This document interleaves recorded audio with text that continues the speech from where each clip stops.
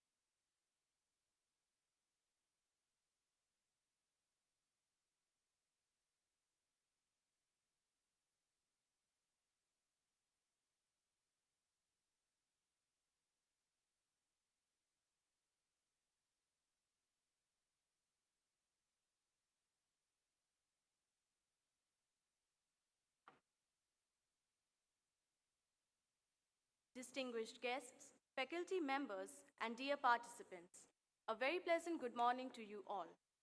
I, Janice Jessica Doyle, a proud member of the Training and Placement Office, Aligarh Muslim University, is honored to welcome you all to the annual corporate meet, Ignite. We are very thrilled to have each one of you present here with us today as we begin on a beautiful journey of growth and development.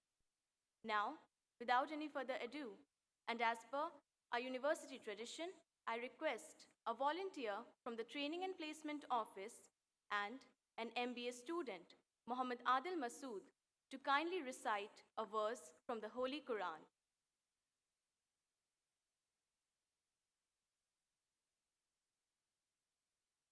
أعوذ بالله من الشيطان الرجيم بسم الله الرحمن الرحيم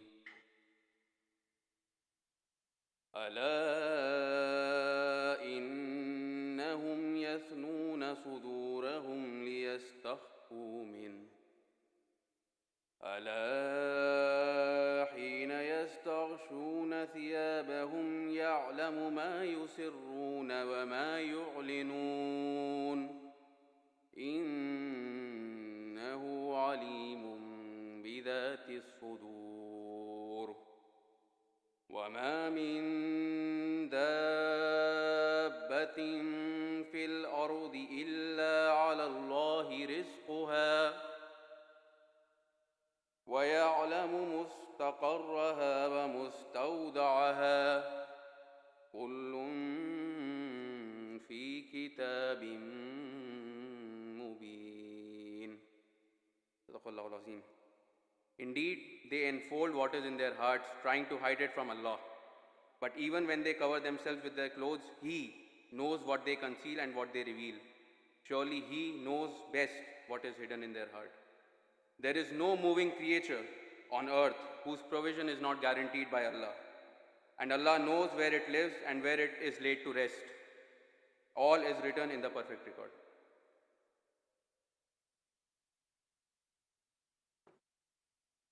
Thank you for such a beautiful and meaningful verse.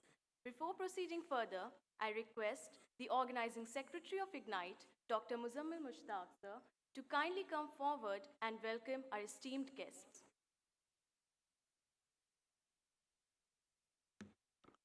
Thank you. Good morning to all of you.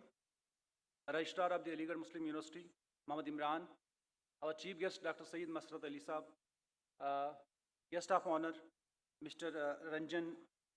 Vijay Ranjan Singh, company representatives and the professionals of corporate world, students and volunteers. I welcome you, each one of you, to this annual event of Training and Placement Office of the Aligarh Muslim University. It has been very sort of the event of our office that we are, every session we are organizing this annual corporate meet where the corporate professionals, the intellectuals from the corporate world, they are coming to the campus and interacting with our students. And it has been, very important event for the students because they are getting a kind of interaction with the professionals and the, experts from the corporate world. They are discussing them, what are the expectations, what are the job dynamic changes that are going on in the, corporate world. And their visit is very, important for Aligarh Muslim University as well because it has been a part of NAC as well as different ranking agencies that the corporate world and their visitors to the universities are getting the due credit to the ranking of the university. To begin with, I would like to first and foremost welcome the chief guest of the occasion, Dr. Saeed Masrat Saab, who has been always instrumental to help the Aligarh Muslim University students in many ways because he has been associated with us in terms of the scholarships, in terms of the placements and the different other programs whereby students are getting the help not only in India but outside India. Sir, we welcome you to this particular program. Secondly, I would like to, welcome the guest of honor, Mr. Vijay Ranjan Singh, who is General Manager at LG Electronics, Uh, the LG Electronics has also been one of the important recruiters for Aligarh Muslim University students. We welcome you, sir, to this particular program. You know, I welcome the Registrar of Aligarh Muslim University, Mr. Muhammad Imran, IPS. Sir has been always, supportive and cooperative to all the activities of Aligarh Muslim University as well as especially training and placement office. And he has always cooperated and given his consent to all the activities that training and placement office is, performing for the students. Sir, we also welcome you to this particular program. Then I would like to, welcome all the participating companies. I may, mention the names: Kodak, LG, Hexaview, Genpact, Ultratech, Axiom, TeleCRM, Hexaview, NDTV, and all the different types of these companies who are coming today. They are, in the campus. I welcome you all to the Aligarh Muslim University and hope your, best possible hospitality in the campus. Then I would like to welcome all the delegates, all the guests from the corporate and the non-corporate world, the students of Aligarh Muslim University who are the participants who have registered for this particular event, and more importantly, our backbone, that is the volunteers of Aligarh Muslim University and the training and placement office who have worked hard for success of this particular event. I welcome them all and I welcome each one of you. Thank you very much.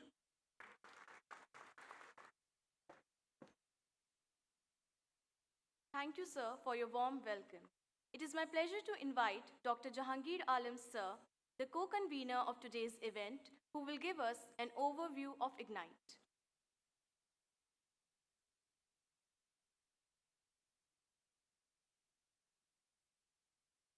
Assalamu alaikum and a very good morning to all of you. Dr. Syed Masarrat Ali, Chief Guest of Corporate Meet 2023. Mr. Muhammad Imran, Registrar AMU. Mr. Vijay Ranjan Singh, Guest of Honor. And Mr. Saad Hamid, TPO General. And dear students and friends. I am here to give a brief introduction of corporate meet and what actually we do during the corporate meet and how is it beneficial for the students, for the university and the corporate world.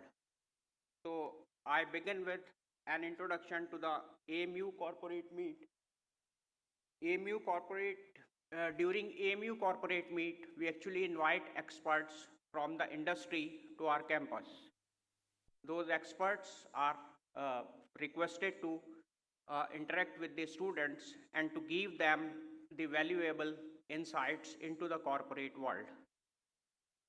The goal is to develop the much needed corporate interface, which is a requirement of every ranking agency and which is the requirement of every university these days.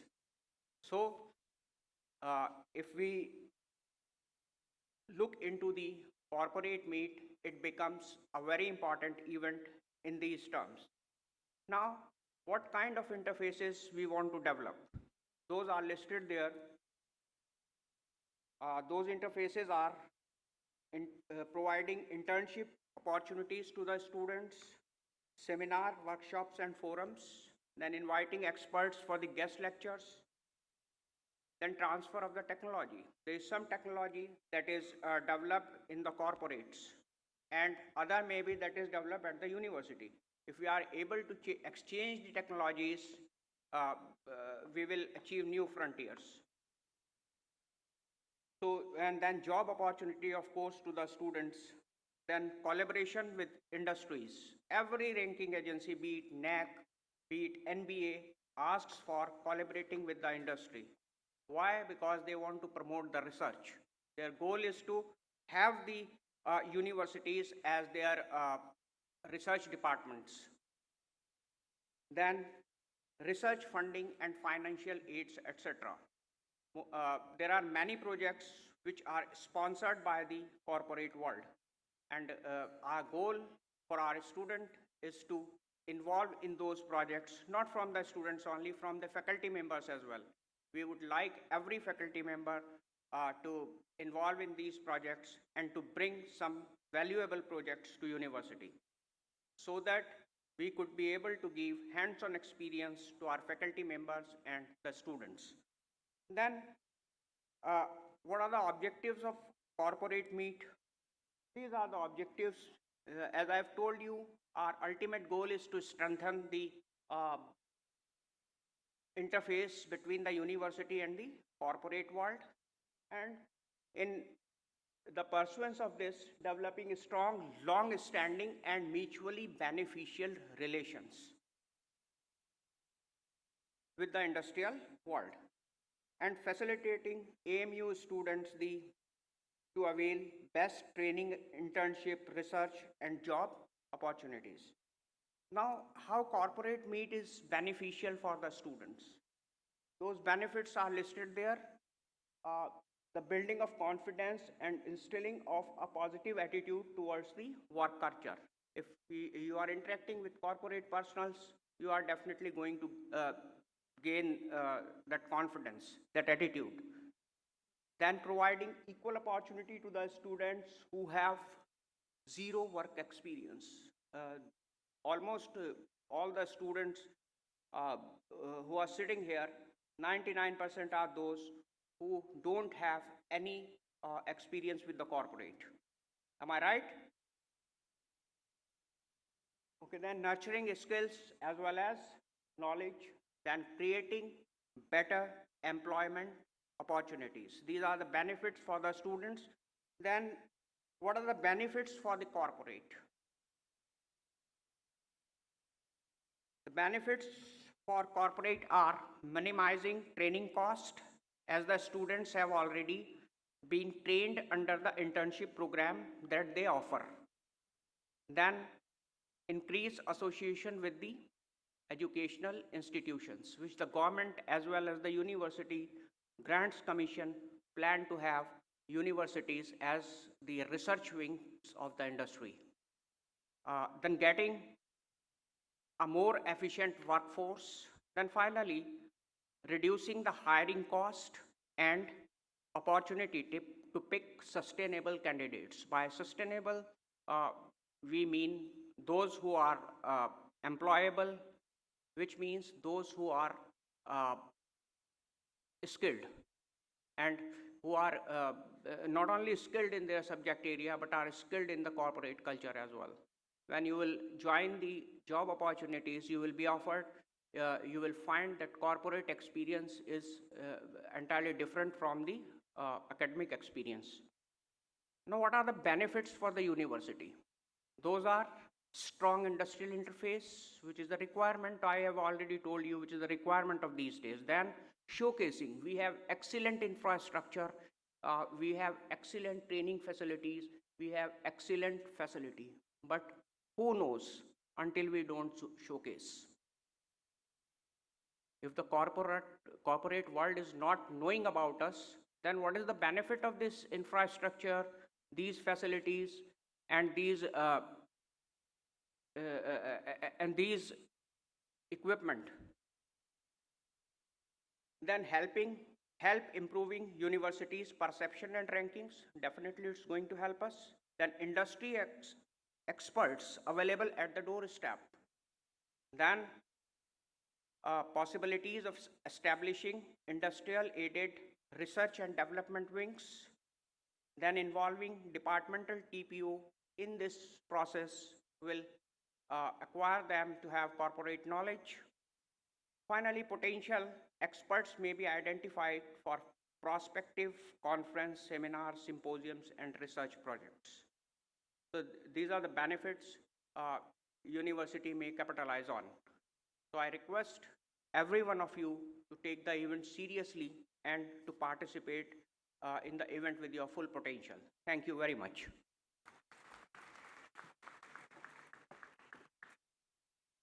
Thank you, sir, for setting the tone for this event. Before proceeding further, I would like to take a moment to share with you the agenda for the day. Continued with the inauguration ceremony, we will have a panel discussion on our today's theme, that is digital transformation, corporate expectation, challenges and opportunities. After that, We will be having a questionnaire session where participants can ask questions on today's theme with the panelists. Moving further, I would now like to invite Mr. Saad Hamid, the Training and Placement Officer of our university and the convener of today's event, to conduct the felicitation ceremony.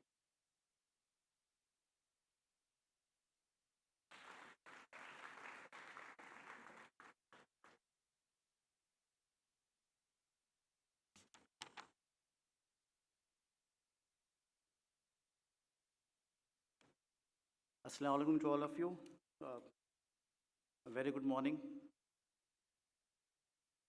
I would also like to take the opportunity to thank IMCS Group for joining hands with us to organize this corporate meet. And I think we have Tabish, the Vice President of IMCS Group. Thank you, Tabish, and your entire team for joining hands. A round of applause for IMCS Group also. Again, I would like the opportunity to welcome all the dignitaries on the dais and off the dais, especially the corporate delegates, for coming all the way from different parts of the country to participate in this much awaited and a very important event for both of us, that is the corporate world and for the university as well. Though I cannot compensate the value, the importance, and the grace that they have added for this event, but still, on the behalf of the TPO and on the behalf of the university, we would like to pay a token of gratitude to the dignitaries who are here for this event. To begin with, and to do the honors, may I request the registrar sir to please kindly come forward and do the honors. First of all, may I request the chief guest of the session, Dr. Syed Masad Ali Saab, to please kindly come forward. Senior Director, Acrivon Therapeutics, US.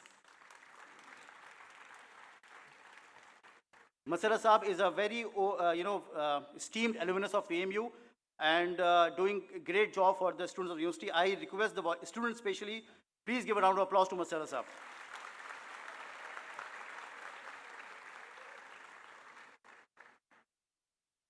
Thank you, sir. Now, may I request Mr. Vijay Ranjan Singh, General Manager, LG Electronics India, guest of honor of today's event. Please kindly come forward.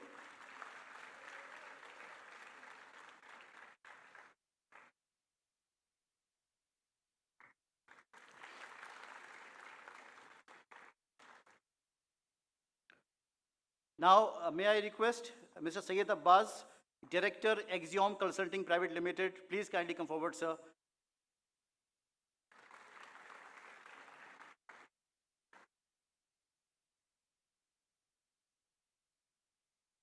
Axiom has been our recent recruiter and they have hired our MB FM students. Thank you, Team Axiom, for your kind gesture, for coming all the way from Noida to attend this meet.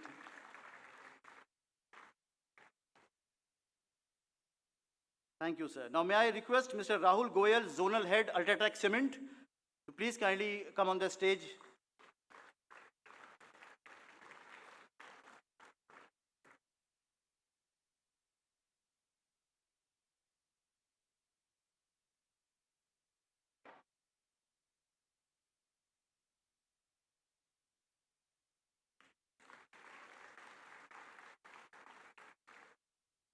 May I request Mr. Bhupinder Singh, HR Manager, Genpact. Sir, please come on the stage.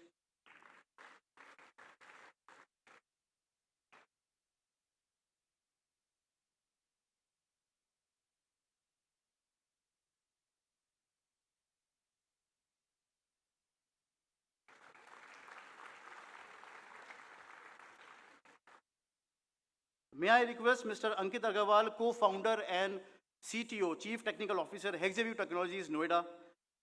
Please, sir.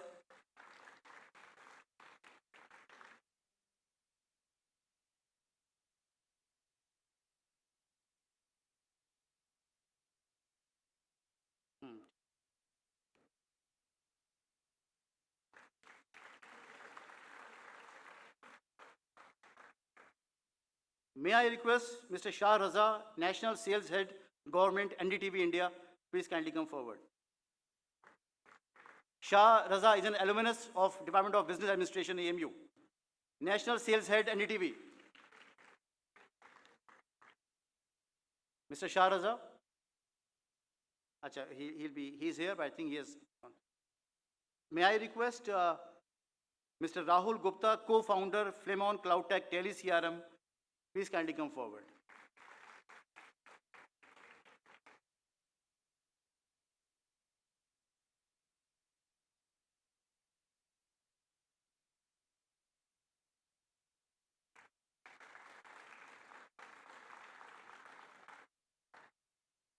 Thank you, sir, for doing the honors. Thank you very much, sir.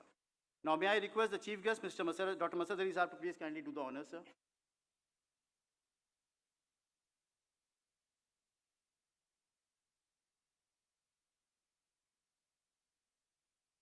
May I request Mr. Tosifur Rahman, founder and director, Stepping Cloud, please kindly come forward. Mr. Tosifur Rahman, founder and director, Stepping Cloud.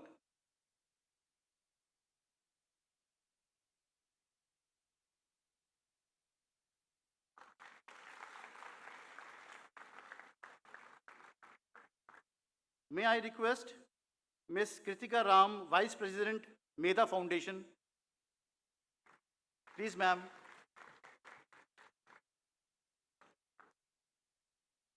Ms. Kritika Ram, Vice President, Meda Foundation.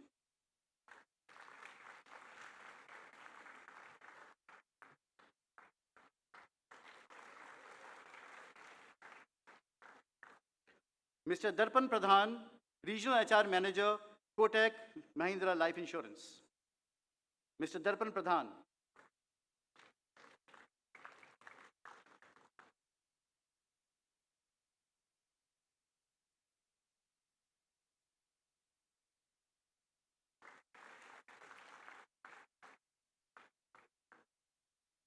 Now, may I request Mr. Tabesh bin Saber, our associate, one of our sponsor for the event, please kindly come forward at the stage. Vice President, IMCS Group, Mr. Tabesh bin Saber.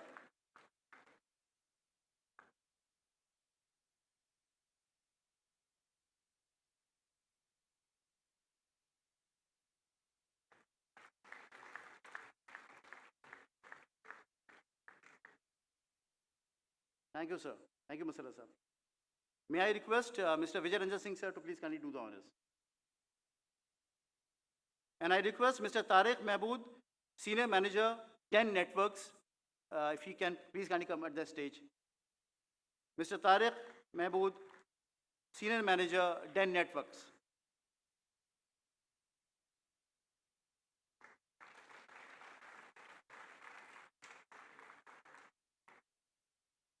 And now may I request Dr. Ahmed Faraz Khan, Assistant Professor, Faculty of Management, and the moderator of today's panel discussion, to please kindly come forward to receive your memento.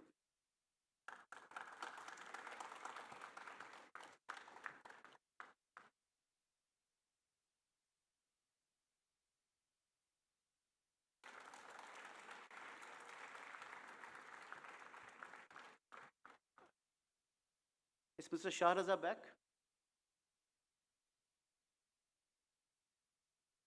Yeah. May I request Mr. Shah Raza, please kindly come at the stage to receive your memento. Mr. Shah Raza is an alumnus of EMU. He is Senior Sales Head, National Sales Head, NDTV.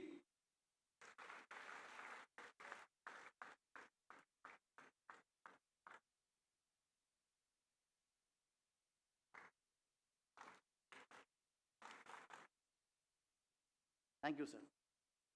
Now, may I request Dr. Masera Saab that on the behalf of the corporate world, to the university and to the university, I would like Masera Saab to please kindly present a memento to our registrar, and I request registrar sir to please kindly receive the memento on the behalf of Aligarh Muslim University. As it's a university-industry interface, so a memento from the corporate world to the university, to AMU. Round of applause, please, all of you.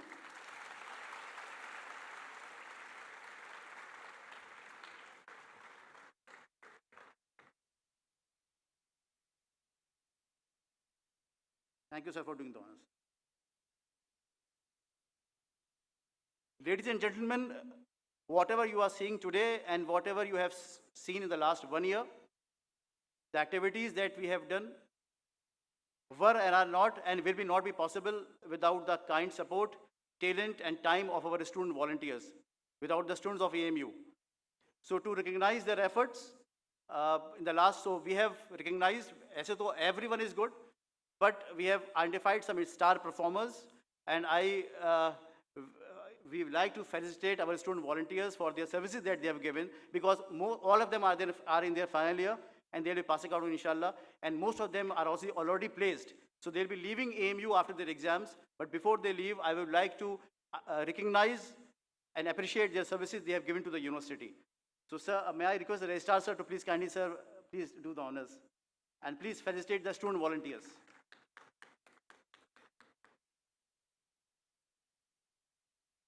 May I request Mr.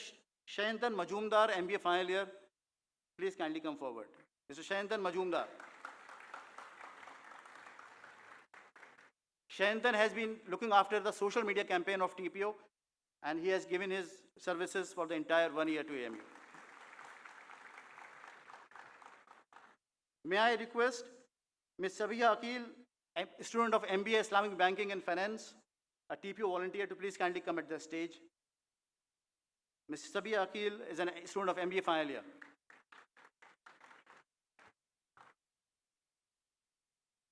May I request Mr. Lavkesh Gautam, a student of MBA final year.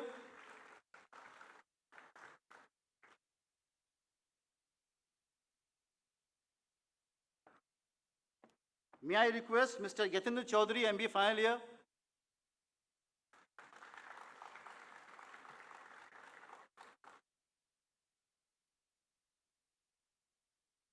Mr. Yatindra Chaudhary, MBA final year.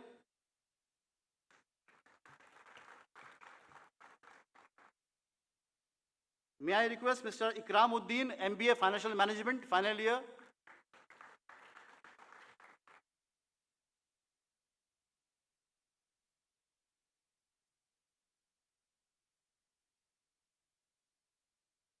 Ms. Mantasha Aftab, MBA Financial Management, final year.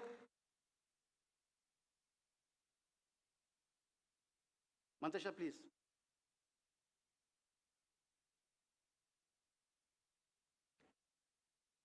May I request Mr. Arsal Khan, MHRM final year.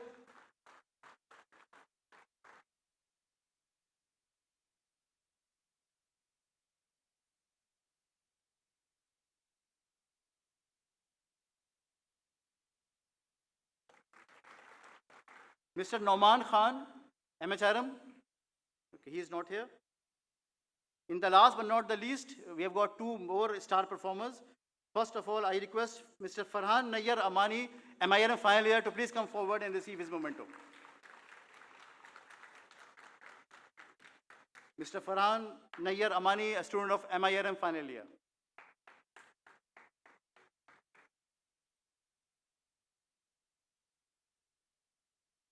And in the last but not the least, we have Mohammad Yasir, the event coordinator of Serab and Ignite. I request the audience to please give a round of applause to Yasir. And Yasir is accompanied by his father, Mr. Mohammad Nasir, and alumni of AMU. So he wished कि उनके वालिद साहब उनको अपने हाथ से मतलब इनाम शेयर करें, तो मैं रिक्वेस्ट करता हूँ नासिर साहब से वो भी तशरीफ लाएं.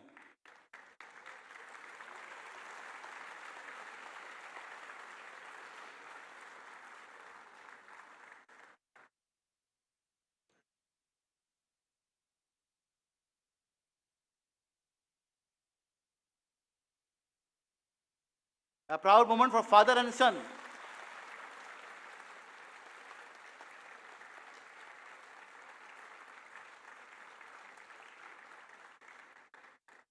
Thank you, sir, for doing that.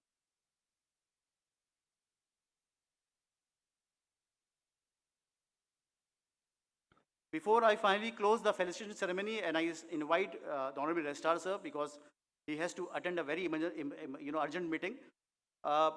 From this podium and from this place, because I think we are also live streamed on various channels, and I believe that our alumni must also be listening to us. So from this podium, I take the opportunity to appeal all the corporate delegates sitting here and all the people who are listening to us in India and abroad. I appeal to them that if you want one of the best talent of the country, please come to Aligarh Muslim University. You won't be disappointed. Whatever you're seeing today is just a glimpse of, of an iceberg, a tip of an iceberg. We have got wonderful talent who are waiting for you. We have got lot number of courses being offered by AMU. We have got at par infrastructure. We have got at par online facilities. So if you want to identify talent right, from any part of the world, we are only a call away. So I request all the dignitaries sitting here, especially LG and all the corporate delegates and the ones who are listening to us. And from this place, I would like to appeal to all of them. Please identify the talent of AMU, and I'm sure that the students of AMU will leave no stone unturned to prove their skills and services for your esteemed organizations. Proud of AMU, thank you very much. Now, may I request our Honorable Registrar Sir, Mr. Mohammad Ibran, IPS, to please kindly address the audience because Sir has to leave urgently somewhere. So may I request Registrar Sir to please kindly come to the podium.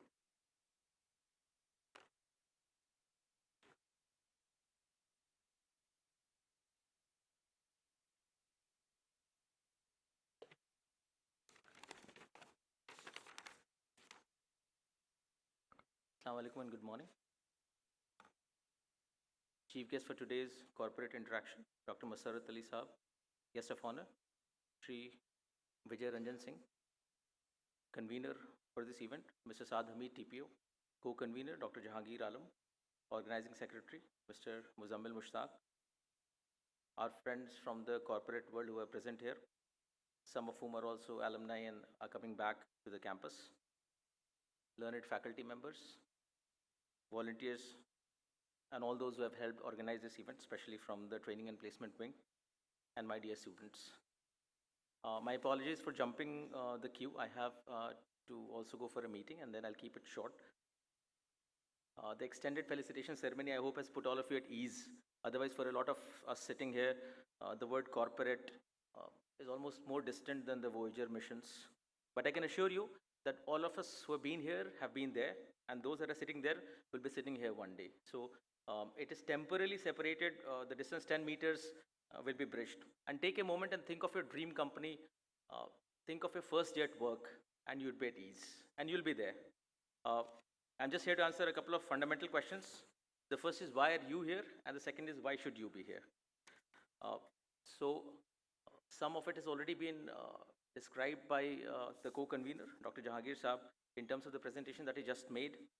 I've had the honor and pleasure of serving this university for about 6 months now, so I'll share with you my understanding of what I've seen in my tenure here, and why AMU and the corporate world could be an excellent fit. So AMU comes with a certain pedigree. It is an A+ university in the NAAC rankings. In all other rankings, NIRF, Times, Higher Education, QS rankings, we do fairly well. That's a good starting point. We have very strong academic programs. Our curriculum is aligned to the National Education Policy, including the 4-year undergraduate program that we have started along with value-added courses. The point being, we are updated and we take continuous feedback, regular feedback from our alumni and from the corporate world, representatives that visit us, and we try and keep it as relevant as possible. So education has two purposes. One of them is you getting a job, and the other is you adding value to yourself as a human being. And I think on both counts, AMU is not doing too bad. A lot of our courses are accredited by respective accreditation bodies. For example, the National Board of Accreditation accredits. Almost all of our engineering courses are either accredited or in the process of being accredited. And that testifies to a certain minimum quality standard that we meet, which I think is something that the corporates look at. If you're giving a degree, what is the quality of the degree? In terms of academic infra, we are second to none. We have an excellent library. We have the backbone of the National Knowledge Network for our internet and connectivity needs. We have excellent labs, and students make the most of these facilities. AMU offers great leadership opportunities. It's a unique university for two counts. First of all, it has an all-India character. So when you come and in your classrooms and in your halls, when you're with everybody from every possible place in the country, as well as students from abroad,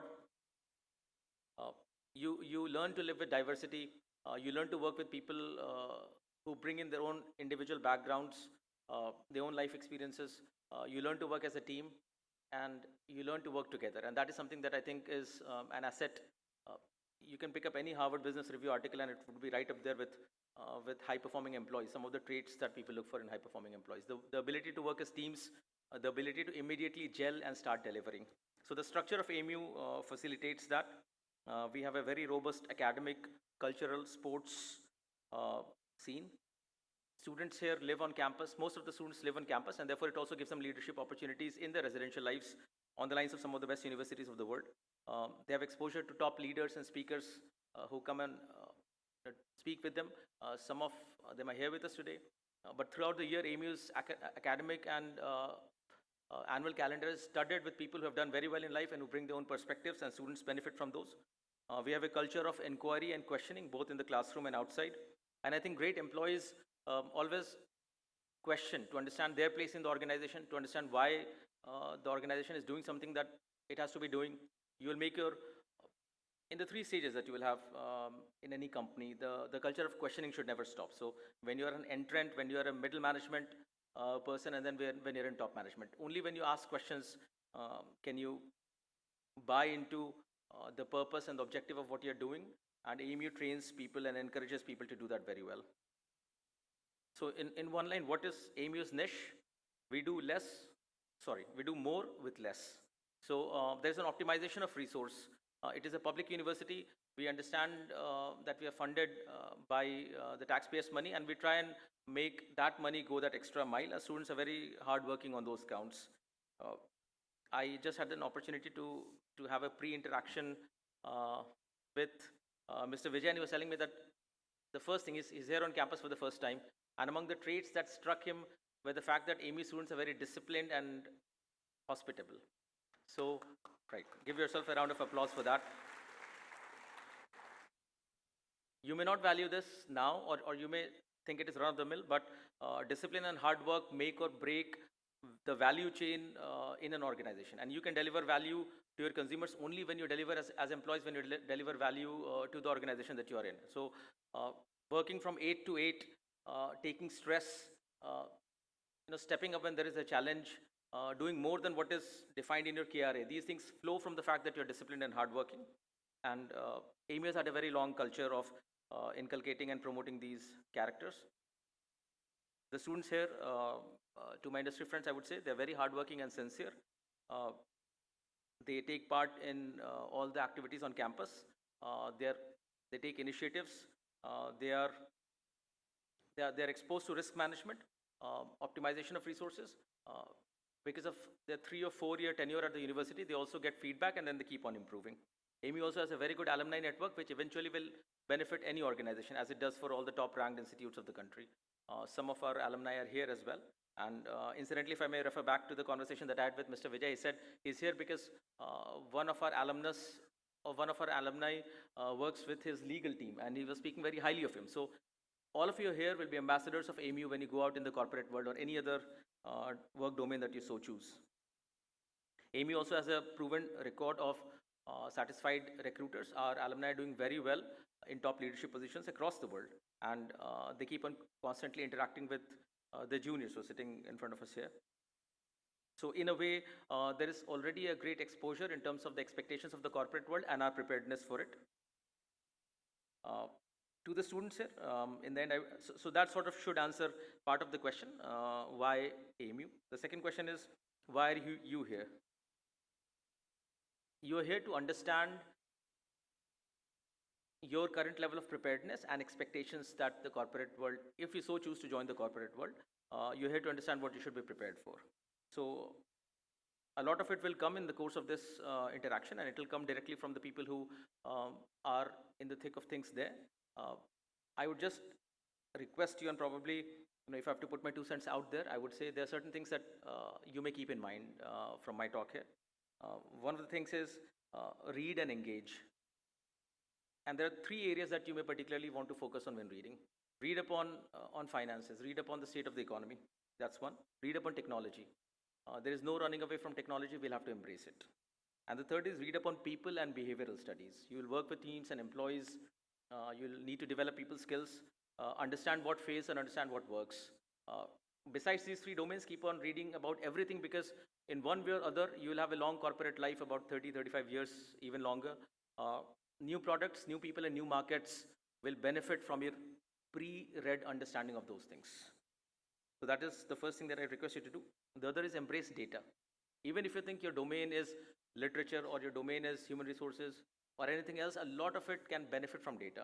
Use that as a guide. You don't have to depend on it, but become more comfortable with your pivot tables and with Tableau and so on, if you can. But this is the time when you're at a prime age to pick things up. After a certain while, it is possible that learning slows down because you have to deliver and you may not have that kind of time. So especially students who are in the first and second year, see if you can gradually wet your toes and then wade into the data lake, because it will help you in the long run. It will give you an understanding of the environment we must deliver in. So that's the second question. Why are you here? You're here. You will join a corporate world, but in order to excel, joining is the first step. But to be able to continue to add value and give direction, we have people who have benefited from India's education system at Google, at Microsoft, and elsewhere, and they have gone to universities like ours, and they've picked up the value systems which stand them in good stead in a very changing environment. So pick those up. Work very hard. There is no alternative to that. Anytime I get an opportunity to speak with the students, I tell them, if there's one thing you take away, work till your back hurts. Everybody has to make more of the 24 hours that you have. Anybody who tells you otherwise, if you're having a discussion at tea, make it a discussion that will help you in the corporate world.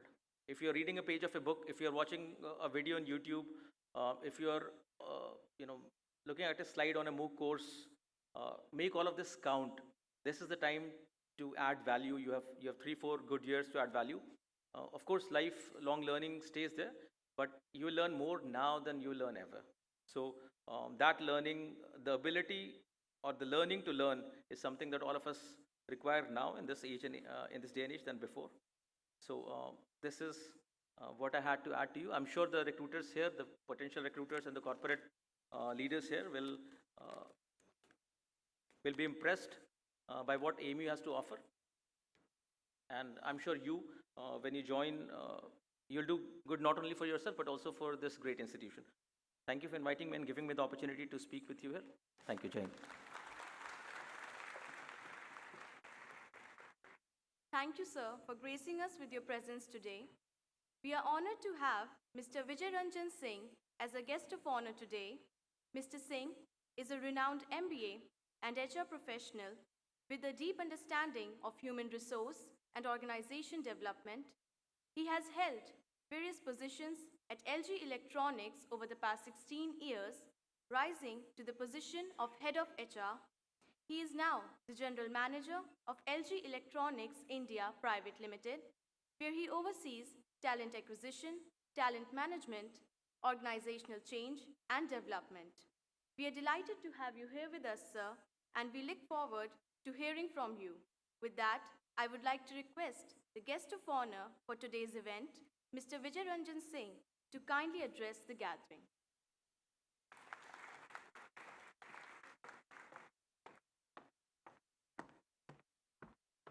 Thank you very much. Good morning, everyone.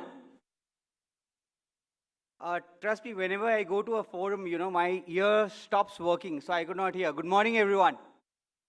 Still could not hear. Good morning, everyone. I'll not use a mic. Good morning, everyone. Once again, good morning, everyone. Once again, good morning, everyone. See, why I started like this, trust me, just look at yourself. You are sitting. Now you are stiff. Okay? Everything is important in life, but that is driven by passion and energy. That is most important. If you don't have passion, if you don't have energy, sab kuch pani mein. Nothing will be there, okay? Apart from that, one more thing which is important, we have sessions like this every time, right? We all study ROI. ROI क्या होता है? कोई बताएगा what is ROI? Return on investment, right? Your college is investing on people like us. We are investing our time here. But if you learn one thing, even one thing out of a session of all the delegates who are here, then trust me, that would be your ROI for future. Okay? My name is Vijay Singh, and as mentioned, I head the HR for LG India all across the country. I have worked in different departments, and finally, organization has blessed me with the position of head of HR. It's a big organization. Consumer durables, we are #1 in the industry from past 26 years. I am joined with me by Syed Fayaz Ali. Fayaz, can you raise your hand? He takes care of legal in HR. Then I have Mr. Siddhant Rana. Siddhant. And Mr. Imran. Mr. Imran Khan, they both take care of talent acquisition. They're chief of talent acquisition. And there is a big team.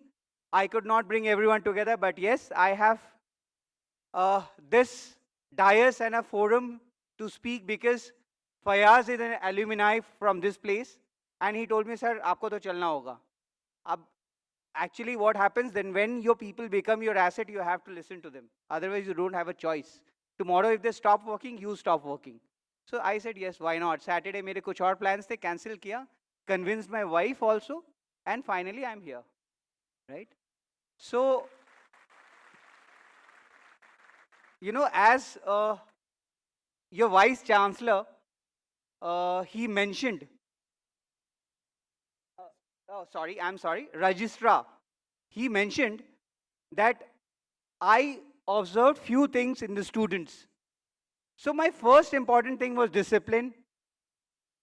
First important thing. And why I observed that, because trust me, when you talk about corporate, you talk about discipline. Discipline is something which drives you there. Okay? So that is something which I observed in the students, and trust me, it is going to take you to a long distance. Second, I will come to a very, I'll not talk about digitalization or technology, which will be spoken by the leaders in the next few hours. I would just say, we have a fear from technology and digitalization that it is going to swipe away the jobs. Remember 90s when computer was not there. A lot of people thought computer aayega, naukri jayegi. Computers came. Computers changed into laptops. Laptops changed into palm tops into iPads, XYZ. We had jobs. We had jobs of people selling the computers. We had jobs of people assembling the computers. We had jobs of people transporting the computers, had logistics from one place to another. We had jobs of people who were making software. We had jobs for people who were trying to hack also. Right? So that increased. Digitalization and technology is there to help your lives. It is going to increase the opportunities in future. So never take it as a fear. This is going to increase. But yes, this is something which is again very, very important. As spoken in the previous session was data, importance of data. That is something which drives today.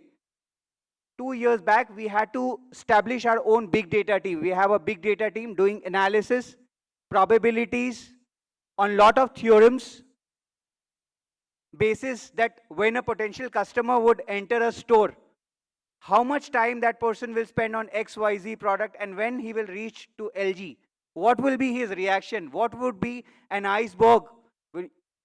What would be an opening sentence which will break that iceberg? So those things are observed from data, which is a part of digitalization. So this is something which you will come to know in next few hours.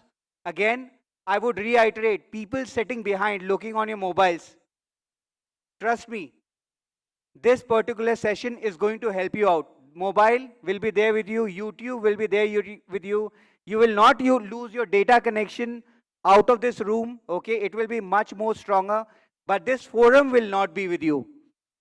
Distinguished people who are sitting here with their time will not be there with you.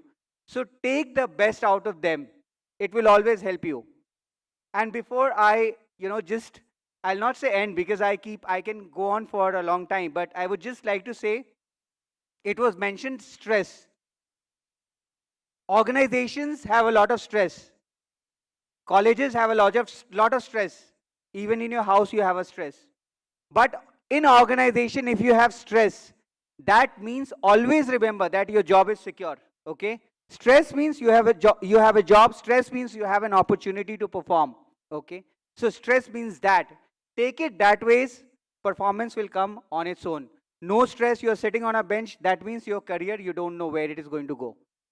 So take it that ways, okay? It will always help you out. And hard work pays. Live example, मैं ही हूँ. I tried for AMU, I could not get into it. And see, today I'm standing here and delivering a lecture to you people, okay? That's hard work. Probably you will end up in bigger forums, in bigger places wherein you could not have, thought of. It is just an outcome of your hard work. Do your hard work and you will get your rewards in future, okay? And your first hard work starts here today by paying attention and learning at least one thing out of the session. Thank you very much, everyone, for being a very nice audience. And I think if you clap louder, your blood flows and your energy will be high. Okay? See, बोलने की जरूरत नहीं, अपने आप अंदर से आना चाहिए. That is passion. Okay? Thank you very much. Have a great day. Thank you.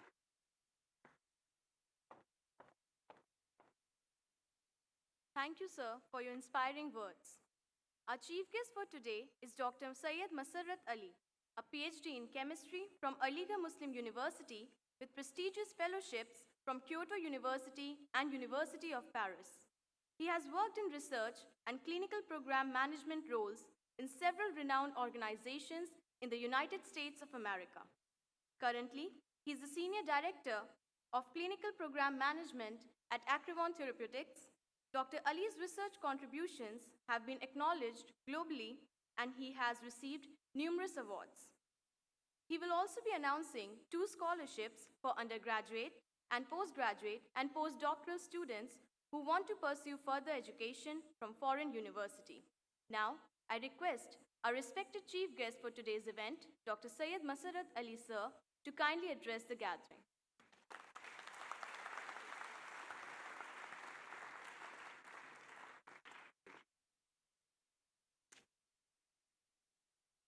Good morning, everybody. Thank you for a very kind introduction, and I don't have to wake you up now because you're already awake. I'd like to thank organizers, Training and Placement Office for inviting me, and it's really an honor to be part of this program. I have been part of many programs at AMU, and anytime I come here, I see new energy with the students. Believe me, I'm not just saying because I'm here talking to you, but this is honestly true. This whole program is organized by the students and volunteers, and this is the biggest training that you can get by organizing and doing these events. You will never learn these things in any of the classrooms. But I want to touch on a couple of points. Those have been talked about earlier. And I'm going to talk about those based on my own experience because I have been part of this university. I've been on the other side. I'm in the same classrooms as you are. And I have had a long journey of 28 years in corporate world. So let me talk about corporate and university interface first. I have been to many universities in Japan, in France, in US, and then I moved to industry. So when I was at the university, I was part of the university corporate interface, but now I'm at the industry, I'm part of the industry and university interface. And this is really very, very important. As our registrar Saab mentioned, that our students are well prepared to face challenges or any challenges. We don't really have to prove it. We have had many of students from AMU. Those have been very, very successful in corporate world, not only in India, but abroad. They have been at very higher positions. They are CEOs of the companies. They are in HR firms. And then you can go on. So it has already been proven that our students are really prepared to learn anything that is needed for their future. There's 2 things that I want to talk about university and industry interface is one of the things that I really would like to have something and request our corporate friends here to provide opportunities to students for few months of co-ops. This is one thing that we have. Many universities in US actually made it mandatory for their students to go out for 6 months. My son, who is doing graduation at one of the university in US, he actually had to go for 6 months of co-ops during his undergraduate degree. And what it did to him is not only he learned things before he was going to see the corporate world, he already had many job offers. So I think it's again a two-way process. University can initiate a program which can help students to go out and learn how the corporate works, as well as I'm going to request all of you to find opportunities in your companies and in corporations you work in to provide some opportunities to students for few months of training. Believe me, even few months of this training is gonna change the way they think and they see the world. Second thing, as I was working at universities, we had many companies, because I work in pharmaceutical companies approaching universities to do some of their research work. So they were granting funds to the universities. University can hire research personnel from this money. They do the research, which will benefit university as well as the industry.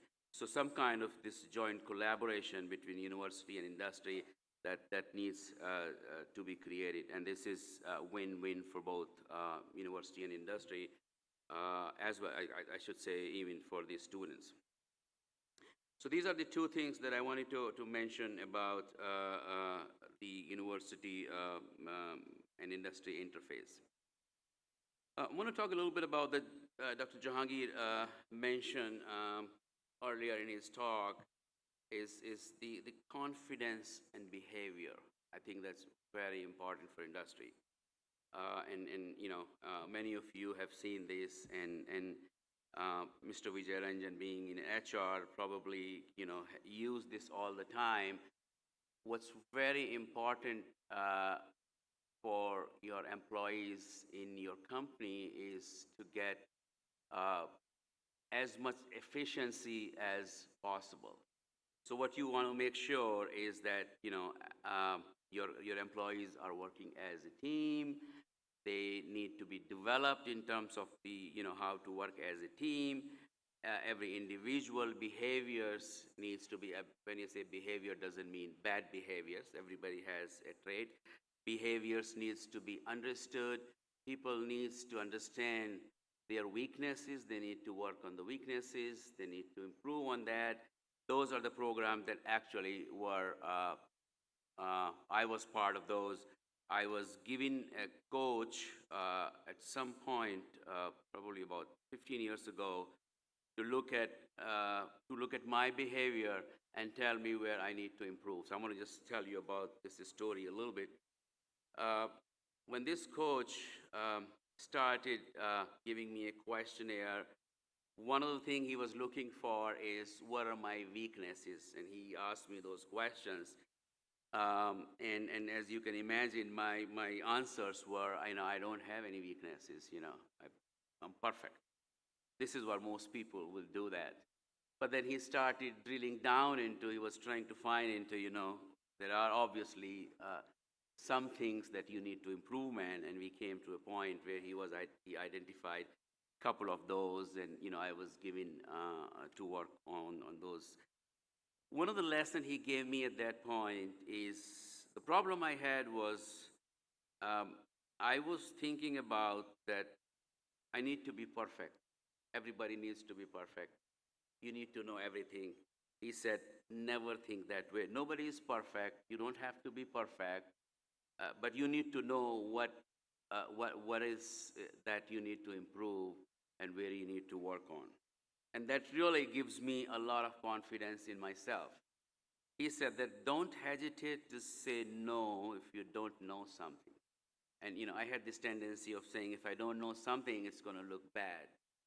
And I think this is one thing that it took me some time to overcome. So once you go in a corporate world, I think it's very important that you should look at your behaviors, your actions, because you're going to be working as a team, and it's the key that everything that you do moves smoothly.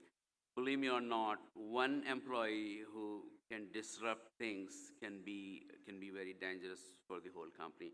So something that we need to really think about. Even as a student, you can think of what are your weaknesses, the areas that you don't do well, areas that you need to learn.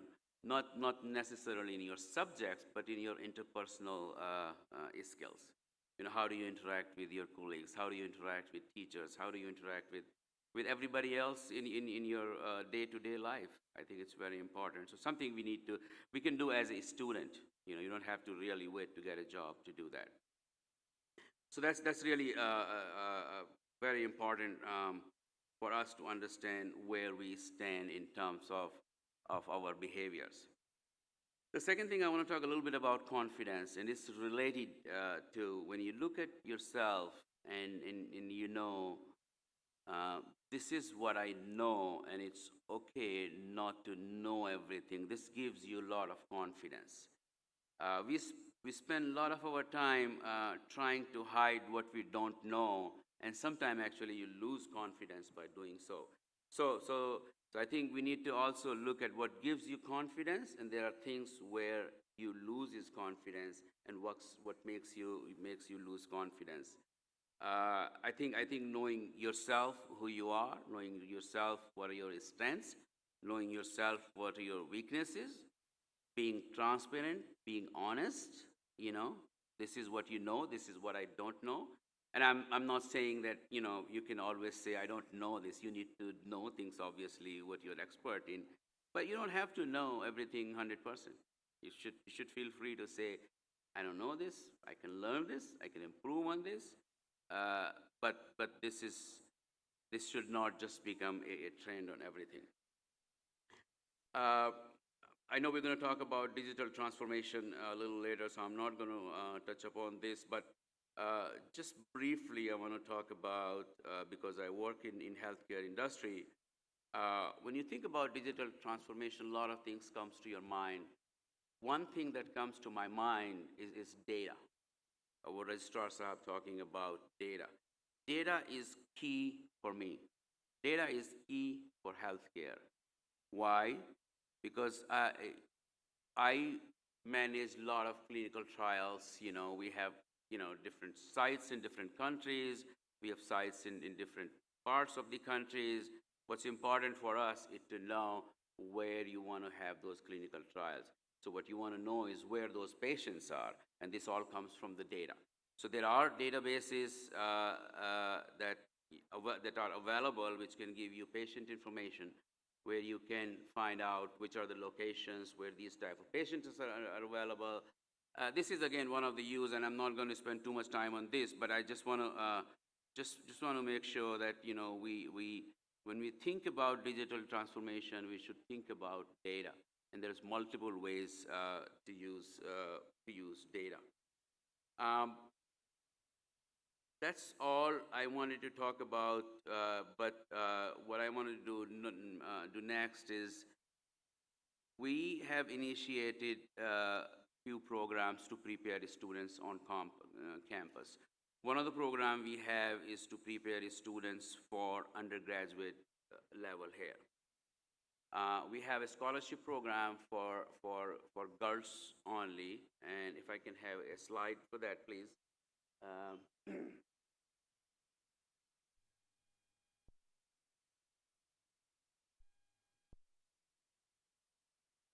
we putting up the slide? So while the slide is coming up, this is a program for undergraduate girls only students, and what this scholarship does is scholarships provide a financial support but as well as it comes with a full mentorship for 1 year. So what we do with these students, we have monthly or bi-monthly meetings with them, online sessions. Yeah. Online sessions where we can prepare students for their writing skills, for preparing them for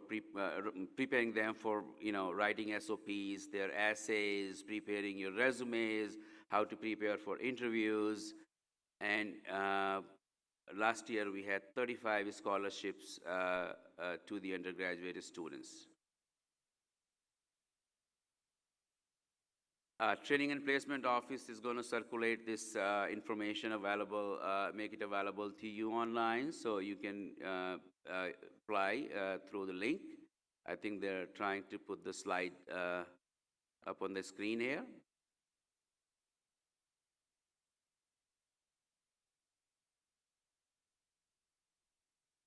Yeah. So this is called Badr Jahan Scholarship. This is funded by an alumnus of Women's College, Badr Jahan. And these scholarships provide full tuition and boarding support to the students as well as the mentorship program. Second scholarship we have is for the preparing students for higher education. So once you have completed your undergraduation, you are in the final year of undergraduation, you are looking for higher education abroad.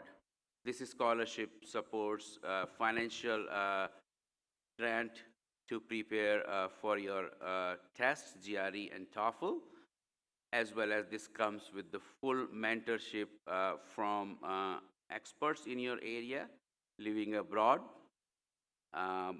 And again, we have 8 to 10 of those scholarships. It looks like it's coming up.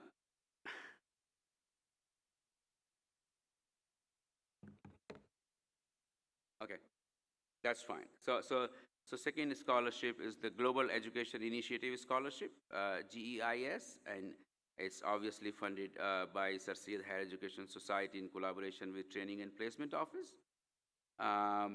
We have mentors for this program, your AMU students. Aisha Khan, who is an engineering student, currently working in Germany. Huma Khan, she was a graduate of chemistry, completed PhD in Australia. She is in Australia. And Hira Khan, she was also from Engineering College, currently working in Netherlands. She did her master's in Italy. So again, information for these scholarships will be available on Training and Placement website. They will also circulate it. Feel free to apply, and we will provide more details of this scholarship. With this, again, I would like to thank organizers for giving me this opportunity to come and talk to you, and I want to congratulate you for a very successful event. Thank you.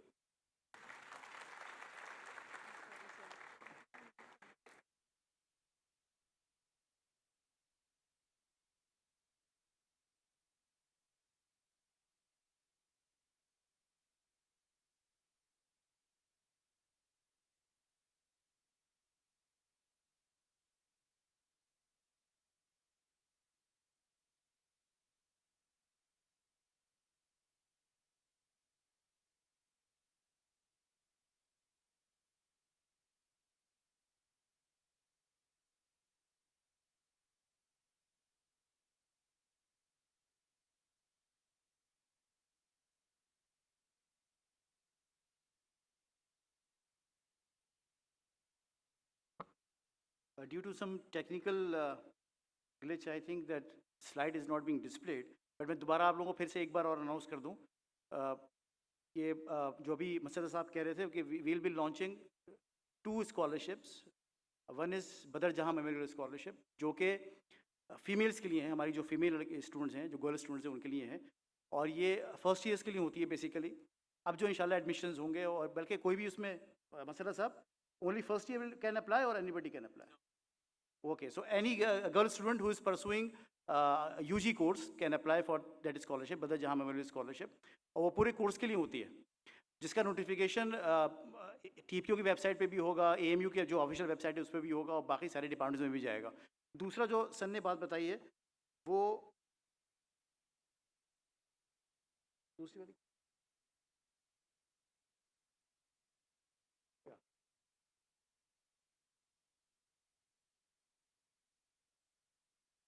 okay, there's another scholarship which will be launched by Masara Saab. It's called Global Education Initiative Scholarship. जो हमारे जो बच्चे पढ़ रहे हैं, which is sponsored by sir Syed higher education society USA। तो हमारे जो स्टूडेंट्स हैं जो कि PG के स्टूडेंट्स हैं, पोस्ट ग्रेजुएट कोर्सेज के हैं, या फिर पोस्ट डॉक्टरल PhD कर रहे हैं, तो उनके लिए भी फॉरेन एजुकेशन में अगर आपको आगे पढ़ाई करनी है, मास्टर्स करना है या PhD करनी है, तो उनके लिए भी स्कॉलरशिप्स होंगी इंशाल्लाह। और उसमें सिर्फ स्कॉलरशिप्स ही नहीं है, बल्कि इट्स अ मेंटरशिप प्रोग्राम। आपका SOP कैसे बनेगा, आपका CV बाहर जाने के लिए कैसे बनेगा, वहाँ रेफरेंसेस कैसे होंगे, और उसके अलावा सारी गाइडेंस वो सब जो है वो इस स्कॉलरशिप के ज़रिए होंगी। तो 2 स्कॉलरशिप बहुत जल्दी लॉन्च होंगी, और मेरी ये सारे बच्चों से रिक्वेस्ट है, वैसे तो क्योंकि आप लोग सब रजिस्टर्ड हैं, जो स्टूडेंट्स जिन्होंने इस मीट में रजिस्टर नहीं कराया है किसी वजह से, या जो कुछ वॉक-इन्स होंगे, तो इस मीट का रजिस्ट्रेशन ओपन हो गया है दोबारा। जो लिंक है वो लिंक TPO के सोशल मीडिया पेजेस पे है। तो मेरी उन सारे बच्चों से रिक्वेस्ट है जो किसी वजह से रजिस्ट्रेशन शायद ना करा पाए हों, वो ज़रूर करा लें।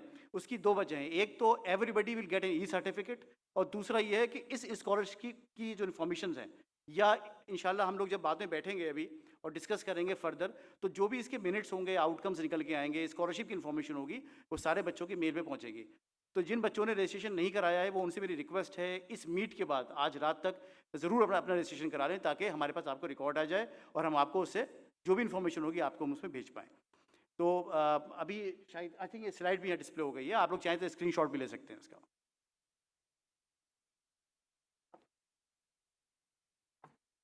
Thank you, sir. Once again, I extend a warm welcome to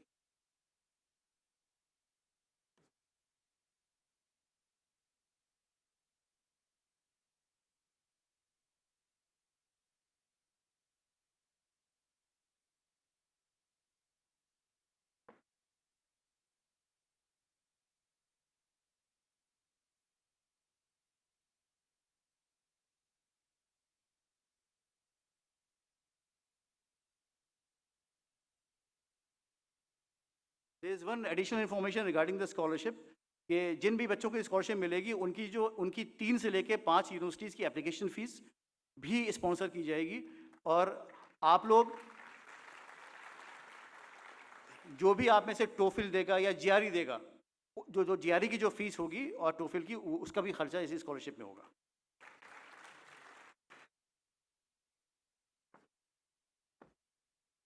Thank you, sir. Once again, I extend a warm welcome to each and every one of you. Let us make the most of this day and ignite our passions and aspirations for a brighter tomorrow. Now, I would like to invite Sidra Ahmed to give the vote of thanks.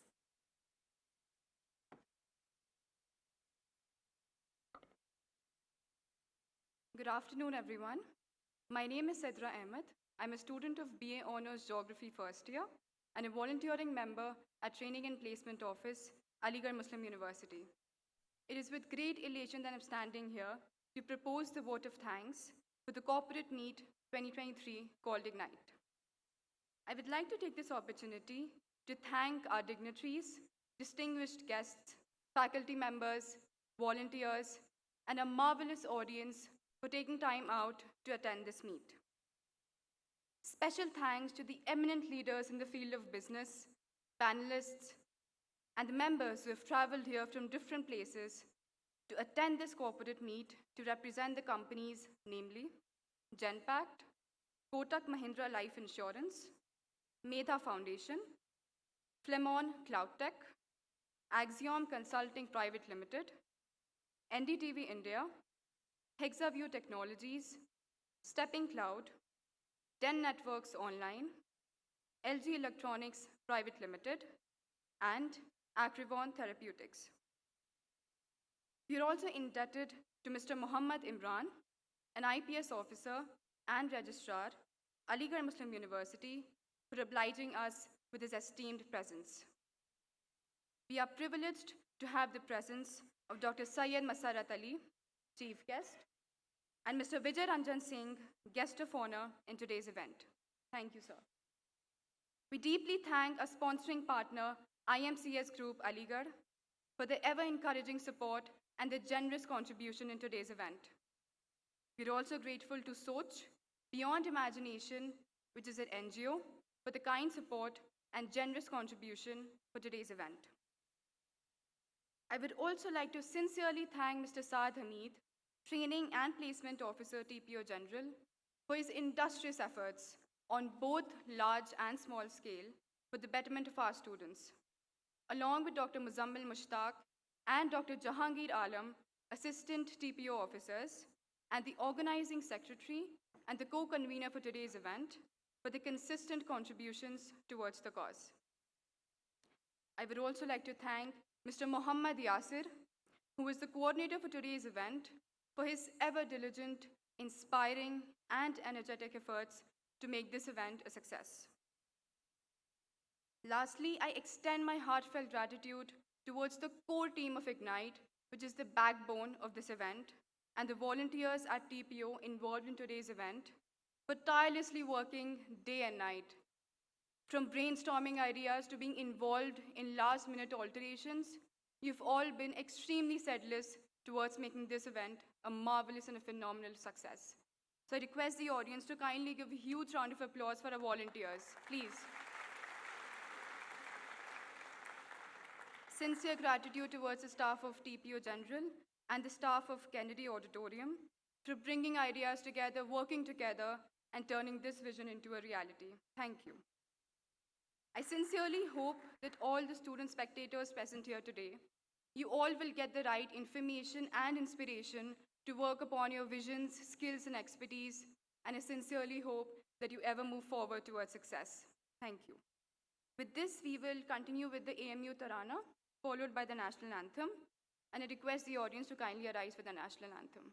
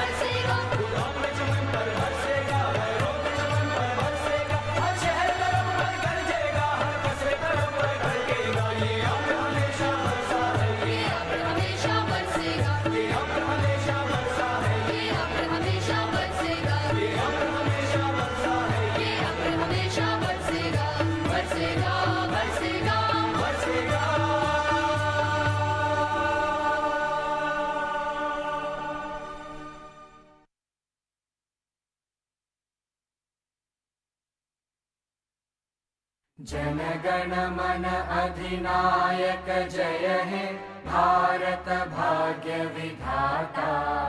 Punjab Sindh Gujarat Maratha Dravid Utkal बंगा। विंध्य हिमाचल यमुना गंगा उच्चल जलधि तरंगा। तव शुभ नामे जागे तव शुभ आशीष मागे। गाहे तव जय गाथा जन गण मंगलदायक जय हे भारत भाग्य विधाता। जय हे जय हे जय हे जय जय जय जय हे।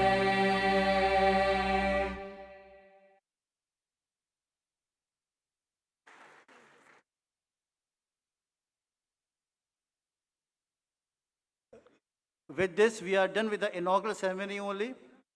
I request the students to please kindly stay back because the technical session will start in another 2-3 minutes. अभी हम लोग एक पैनल डिस्कशन होगा जिसमें हमारे जो डिग्निटरीज बाहर से आए हैं तशरीफ लाएं वो एक बहुत इंपॉर्टेंट थीम पे डिस्कस करेंगे जो करीब 40-45 मिनट्स का होगा और उसके बाद आपके पास मौका होगा you will be having a chance to ask questions directly to the company delegates जो कॉर्पोरेट डेलीगेट्स। तो मेरी रिक्वेस्ट है स्टूडेंट से please kindly stay back. It's a very very important event and I request the volunteers to please kindly set the stage for the same and I request the chief guest and the guest of honour and the team of TPO to please kindly take the seats in the audience. I request the volunteers to please kindly set the stage for the panel discussion. और मेरी request है यहाँ मौजूद student से कि वो उस panel discussion के बाद अपने सवालात वो कॉर्पोरेट डेलीगेट से कर सकते हैं। जो भी आपके जहन में क्वेश्चंस हैं you can ask them and I think it will be a very very beneficial session for all of you.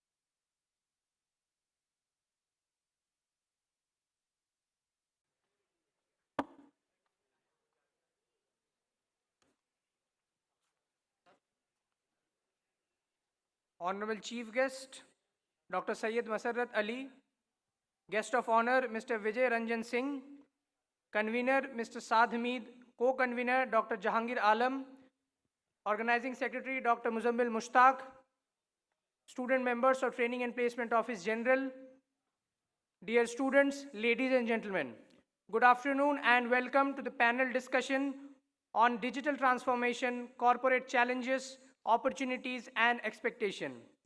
I welcome you all to today's mega event which will be attended by several people from the corporate, key eminent people who will bring in new ideas to tell you how to make the best of your career in your corporate life. Dear colleagues, digital transformation is no longer an option but a necessity for business to remain competitive and relevant in today's fast-paced world.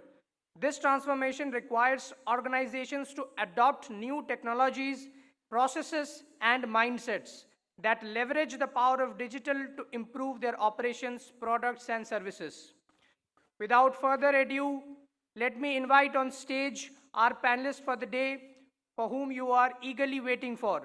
Please give a round of applause for our panelist. I invite on stage Mr. Syed Abbas, Director, Axiom Consulting Private Limited. Sir, please.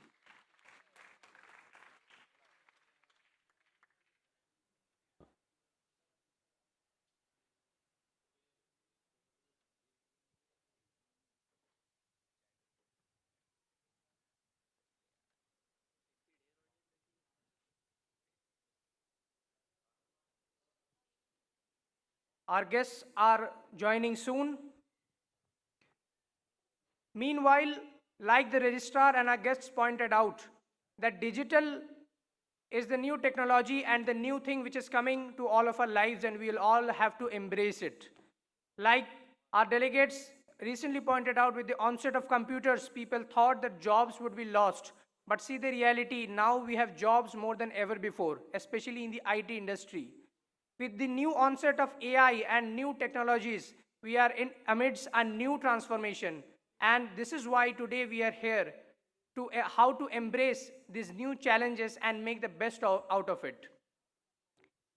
Dear friends, this transformation also presents significant challenges that organizations must overcome, such as legacy systems, organizational culture, cybersecurity, and most importantly, talent acquisition.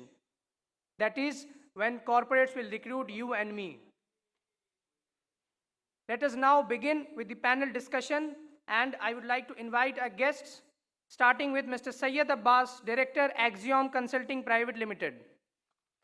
Please have a big round of applause for Mr. Syed Abbas. Now I invite on stage Mr. Tariq Mahmood, Senior Manager, DEN Networks Online. He shall be joining us soon. Meanwhile, I welcome on stage our seasoned recruiter, Mr. Rahul Gupta, co-founder, Fleman Cloud Tech.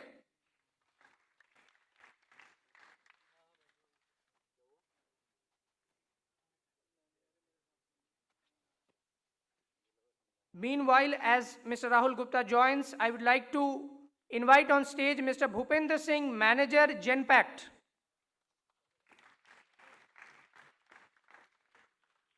May I now request Mr. Ankit Agarwal, CTO, Hexaview Technologies, to please come on the podium, stage.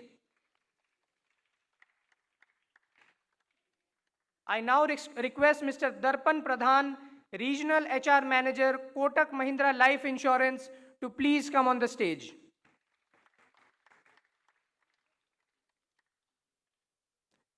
Now, may I now invite on stage our guest of honor, who is also our panelist for the day, Mr. Vijay Ranjan Singh, General Manager, LG Electronics. Sir, please give a big round of applause for Mr. Vijay Ranjan Singh.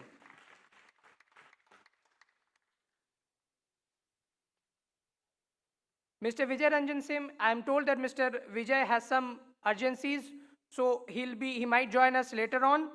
Meanwhile, I would like to invite on stage Ms. Kritika Ram, Vice President, Medha Foundation.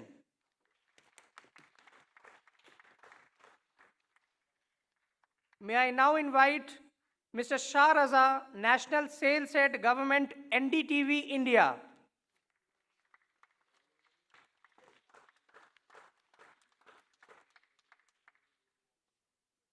Moving on, I would like to welcome on stage Mr. Tausifur Rahman, Founder and Director, Stepping Cloud.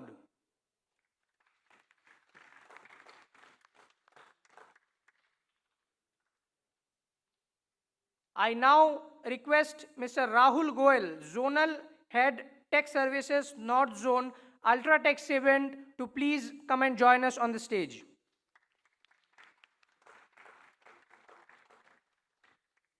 Finally, I take the honor of welcoming Mr. Tabish bin Sabir, Vice President, IMCS Group, to please join us on the stage. Sir, please.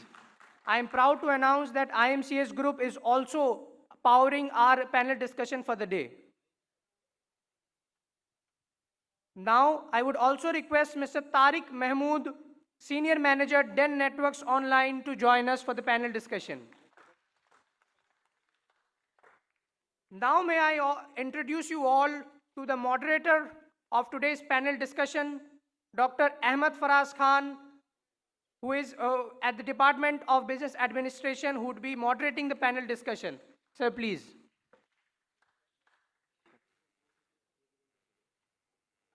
We are now joined by the co-founder of Fleman Cloud Tech. So may I take the pleasure and honor of inviting Mr. Rahul Gupta, co-founder Fleman Cloud Tech, to join us for the panel discussion. Thank you, sir. Now over to Dr. Ahmed Faraz Khan to take on the panel discussion further. Thank you.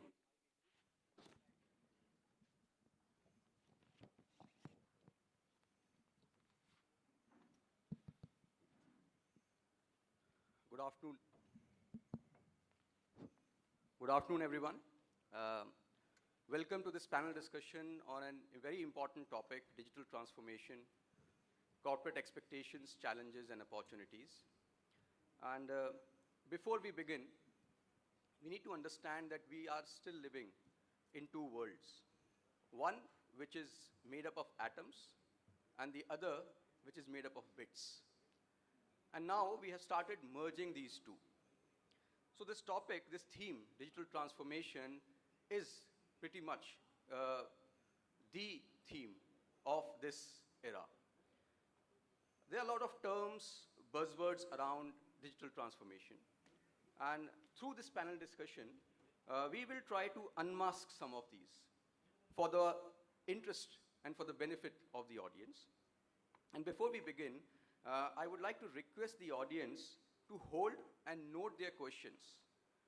We will have a question-answer session after the panel discussion, and I also request all the panelists, esteemed panelists, to be brief and precise when they are giving their comments. Thank you. So, for the benefit of the audience, let us let me ask Mr. Rahul Gupta, can you help us in deepening our understanding about digital transformation from the corporate perspective? Hello, I'm audible. So, well, digital transformation in my, what I think is, I'm a live example of a digital transformation. We guys are actually working with 1,000+ companies every day.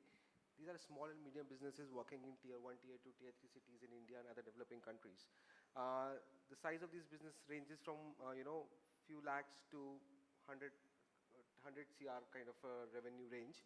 And I remember we have the head from LG, Mr. Ranjan sir, and what he said is they had a big team of doing big data analysis to figure out where to place when somebody walks into their store, what is the first line he has to speak, which actually breaks the ice.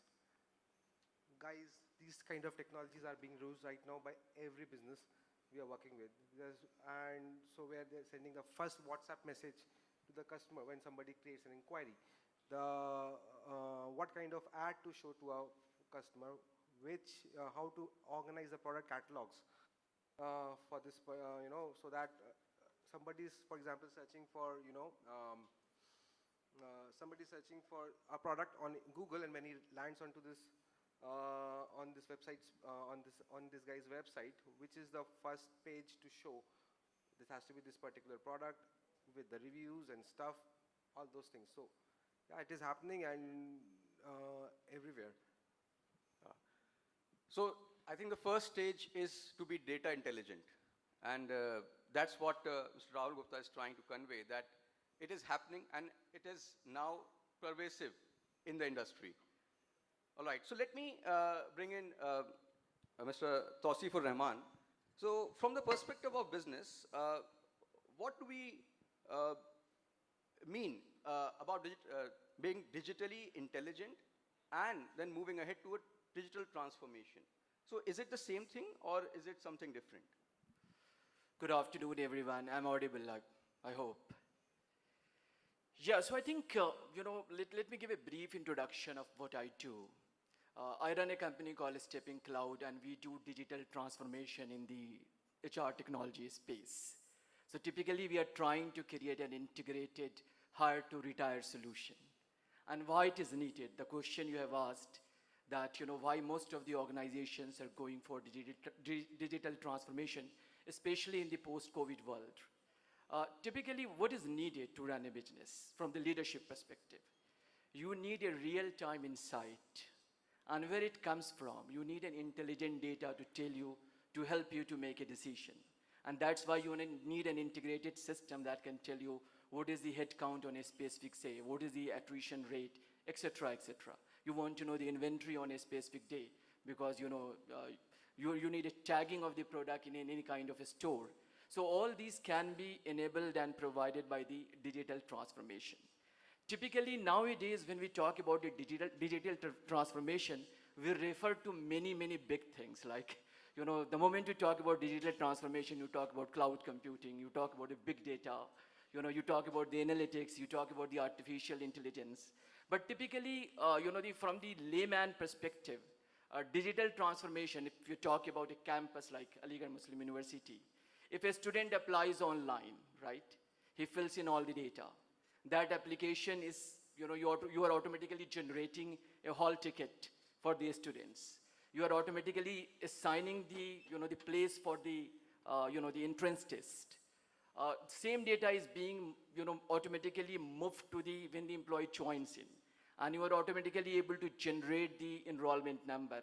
So that is the digital transformation for the university. So from the, you know, the digital transformation nowadays is not just the buzzword.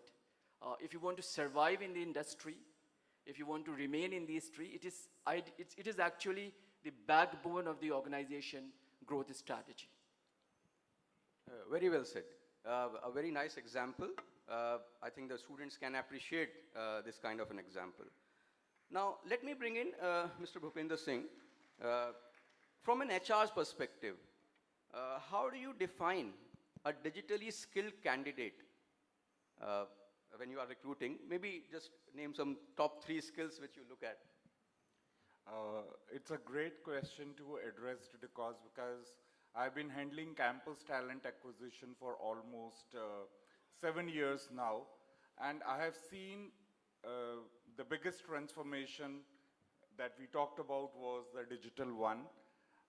As an organization, I represent Genpact, and the tagline we had almost 7 years was generating impact. And the tagline we have now is transformation happens here.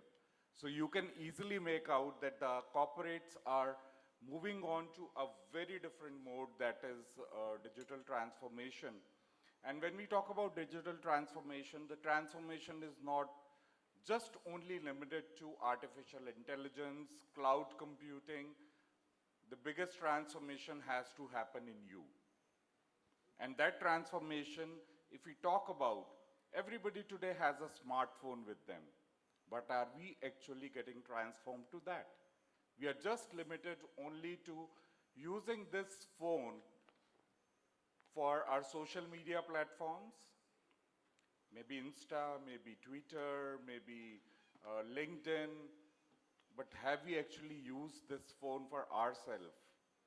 Have you given your virtual interviews to your phones? I think majority of you would have answered a no. Try to become yourself virtually so enhanced, and you have that power with you, your smartphones. Start giving your interviews to your phones. Record your introductions to your phone. Use those phones for your resumes. Get the best way to be done from that technology which is very near close to you. And I'm pretty confident about it. People who have the fear of English language, people who have fear for communication, people who have the fear for identifying their strengths and weaknesses, you would find them if you start navigating your phones the right way, start using the apps the right way, and then of course, try to tame the technology the right way it is required for you. Thank you so much. Great answer. I think from an HR's perspective, this is, I think, what you wanted to hear. So let me take this question ahead and let me bring in another person who is in the recruitment business. Let me ask Mr. Tabish bin Sabir. Do you see a digitally transformed recruitment process? Because you are handling recruitment for a lot of clients. And what are the key changes you are witnessing in this? All right. I believe everybody can hear me. So when we talk about recruitment, and we talk about everything here, because recruitment is the first stepping stone for everybody's career. Even I was being part of it. I have faced interviews, and I have been, through with that. So now I have been sitting here in the panelists. So just give you a slight briefer about what exactly digital transformation is. Digital transformation is adapting to all the technologies which makes things easy, adoptable, and has accessibility and scalability. So while we talk about human resource outsourcing, we are sitting as a live examples here. If the world is not digitally transformed, then we are not going to do a job of an HR sitting here in Aligarh. And our people, our work is human resource outsourcing. How does it happen? It happened because of digital transformation. Somebody has developed an app called Zoom. We do our interviews. This is digital transformation.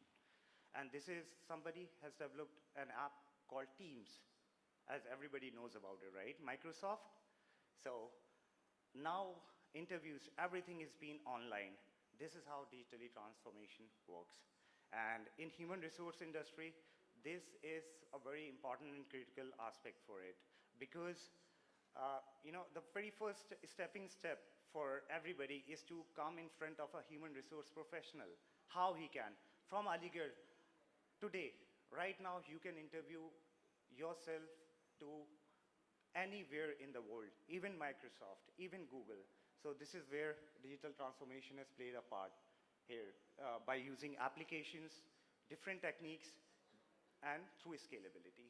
So this is so let me tell you, so we are a sitting live example. IMCS has opened office in Aligarh. Why? Because of digital transformation. We wanted to reach back to you. This is what digital transformation has given it to us. Thank you. I hope it answers the question here.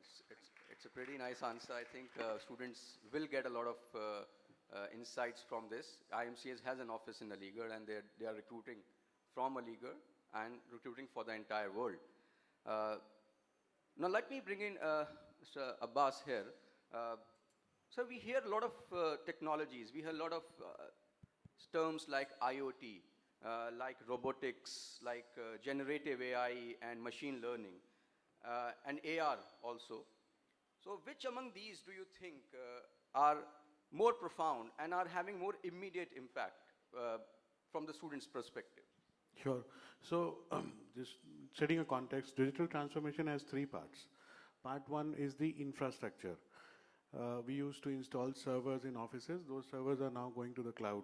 So that's the infrastructure part. Second part is personal productivity applications. WhatsApp, MS Office, anything that enhances the productivity of a single individual is qualified as personal productivity. And third part is business applications. Applications like ERP, CRM, HR, which kind of run and integrate an entire organization together.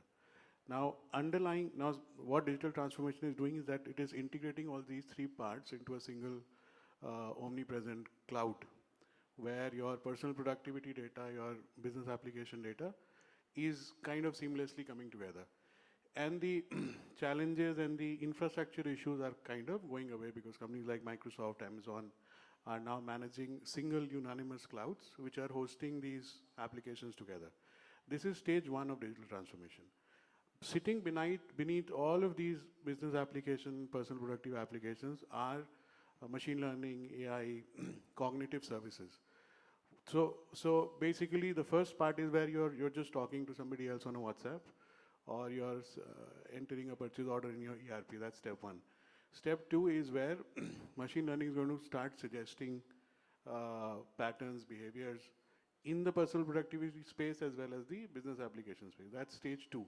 Stage three is where all other devices which are today dumb, your refrigerator, TV, the bulb, the projector, are also getting connected to this omnipresent web through a technique called IoT, where each of these devices are getting embedded with a chip which sends its data. So if you notice a Coca-Cola cooler that your Kirana guy has, that cooler is getting embedded with a chip which monitors the temperature of the cooler and also how many times the cooler has been opened. So that data is going back to Coca-Cola servers, and Coca-Cola is now monitoring whether the drink that you're getting is getting at the right temperature or not.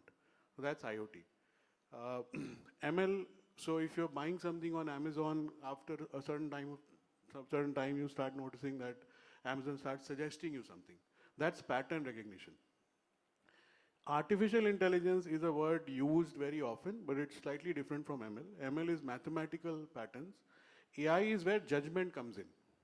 For example, every organization that manufactures car, pesticide, steel, does sales forecasting, which means that the salespeople have to forecast how much of cars or pesticide or chemicals should we make this year. That forecast, there is a vision where this forecast will be judgment enabled, where instead of salespeople, the software is going to actually tell an organization how much cars to make. We are not yet there. Otherwise, we won't have recessions. So, so IoT is the ability to link any device to an internet so that it can send data as well as receive data. Now we can switch on our cars while sitting here. So that's also IoT. So ML AI is software's ability to think and predict. IoT is the ability of devices to come together. I think one more thing that you mentioned was cognitive or something. Yeah, AR and VR I was just mentioning. Sorry, not. Yeah, not augmented reality, virtual reality. Okay, augmented reality is where you walk into a retail store, a jewelry store like Senco, and Lenskart is doing augmented reality, where you can virtually look at your face and you can try out the Lenskart. That's augmented reality. I think it's a pretty good answer, I think, for the audience here to understand the levels of digital transformation from being data intelligent, then the computational intelligence comes, and finally the value comes, which is the business value, which Mr. Abbas has just now pointed out. So in this panel, there's a fairly dominant perspective from IT and ITES sector. So let me try to have view from a very traditional sector and but a very fundamental sector, the cement industry. So we have Mr. Rahul Goyal from Ultratech Cement. Can you shed some light on what digital transformation mean for a company like yours? So as you mentioned, cement is a traditional kind of business and is considered as core manufacturing. How we are looking at digital transformation is, I will give you some example because I'm from marketing side, how we have utilized it and how it has yielded been to business transformation. About 7-8 years back, we were running a CRM, that is Customer Relationship Management program for our masons and contractor. At that time, we were only could engage around 5,000 masons in North Zone. And you will not believe that today we have engaged with 25 lakh masons. So that is the power of digitization and data collection. So that way, a lot of things are happening. And you mentioned about VR. So earlier, if you go to big project site, they used to provide you the walkthrough of the project. So that kind of thing was available. So now our mindset has changed. As a business, earlier we were looking only to certain products and services. So now going beyond that, now our focus is on solution, providing end-to-end solution. So a lot of new things by leveraging digital we are doing, like recently we have come out with one of the unique application called UTech. It is probably the bird's only application wherein all the stakeholders, right from channel partners to architect, engineers, builders, contractors, everybody is on single platform. And we started it about a year back, and last year we could do 100 crore of GMC through this. So it has immense opportunity as a business for us, and that is how the transformation in the business is taking place. And that is the reason we could take an edge over all the competition. I think it's very significant to understand that digital transformation is about business transformation ultimately, and it is because you mentioned some great examples of how companies are creating new businesses from all of these technologies, and I think it's a fantastic thing to do. We have talked a lot of opportunities, but what about the challenges? So let me bring in Ms. Kritika Ram here, and from Medha Foundation, and as you might be aware that they do a lot of work in youth skilling. So what do you think are the challenges of digital as such in this space, and especially for the students? Thank you so much for that question. I think I would want to bring in, an aspect like, we often ignore. When we speak about students, we often look at large universities, but we forget that a lot of India comprises of very small colleges and a lot of rural areas where there are students, and we are one of the youngest countries in the world. The biggest challenge, I would say, in the digital space is that a lot of them still do not understand the digital, technology. They don't understand. Why is that happening? Is that we have seen firsthand that a lot of faculty in the colleges, first of all, colleges do not have infrastructure. Secondly, even if they have infrastructure, they don't have faculty who are able to train them because the faculty themselves are not well conversant with technology. And number three, even if all of these three things are happening, I think there is a lot of these issues pertaining to internet connectivity, right? We still know a lot of villages where there is electricity, but probably there are no, there is no way of getting that internet connection happening there. And I think another very important aspect is that we also forget that there is in this panel, I'm the only woman. We forget that woman is exactly 50% of a population. And there are young women in these, tier 2, tier 3 cities who are full of, dreams and hopes, and they are equally capable as our young men to have careers, but they are not able to because of mobility issues. And that there also we speak about gender gap in technology, because these girls do not have access to technology. Maybe they don't have laptops or phones. Even if they have laptops and phones, the male members do not allow them to use it. And we know why it happens. We read a lot of news about it, right? तू लड़की है तो phone क्यों use करेगी? लड़की phone use करेगी तो बिगड़ जाएगी, right? So this is the mentality that is happening, it's still there in tune, which is like a distant thing for me, having been brought up in Delhi, but it is still happening there. So keeping all of this in mind, all of these challenges in mind, I think there is always a huge gap. On one side, we have corporates who are pining to get this, young talent. They know, they keep hearing this news कि India में तो भरा है, there's so many young people, आपको इतनी problem क्यों हो रही है लोग hire करने में? And on the other hand, we have young people who know they are in need of jobs, but there is a huge gap, right? There is a huge gap in transition from school or college to work. That is exactly the space where Medha works, We make them ready. So if they don't have access to technology, we provide them those spaces where they can use their phones, they can use the computers and get to understand what is technology about, what is digitization about, right? That's the first time probably a lot of girls are probably even getting to know what a smartphone looks like or what it works like. And while we are doing that, we kind of slowly introduce them into all of these things. And while we are doing that, we give them opportunities to work with employers like you. We provide them internship opportunities where they get that first feel. A girl from probably some remote village in Varanasi for the first time, she'll probably work for Kotak Bank, She'll be doing that online work for them and understand what exactly is happening. So this is exactly what we do. The challenge is real. So I'm really appealing to all the corporate friends who are sitting here to really start also looking at tier 2, tier 3 cities and start thinking about that and start investing on young people there, because I think our country really needs it. Thank you so much.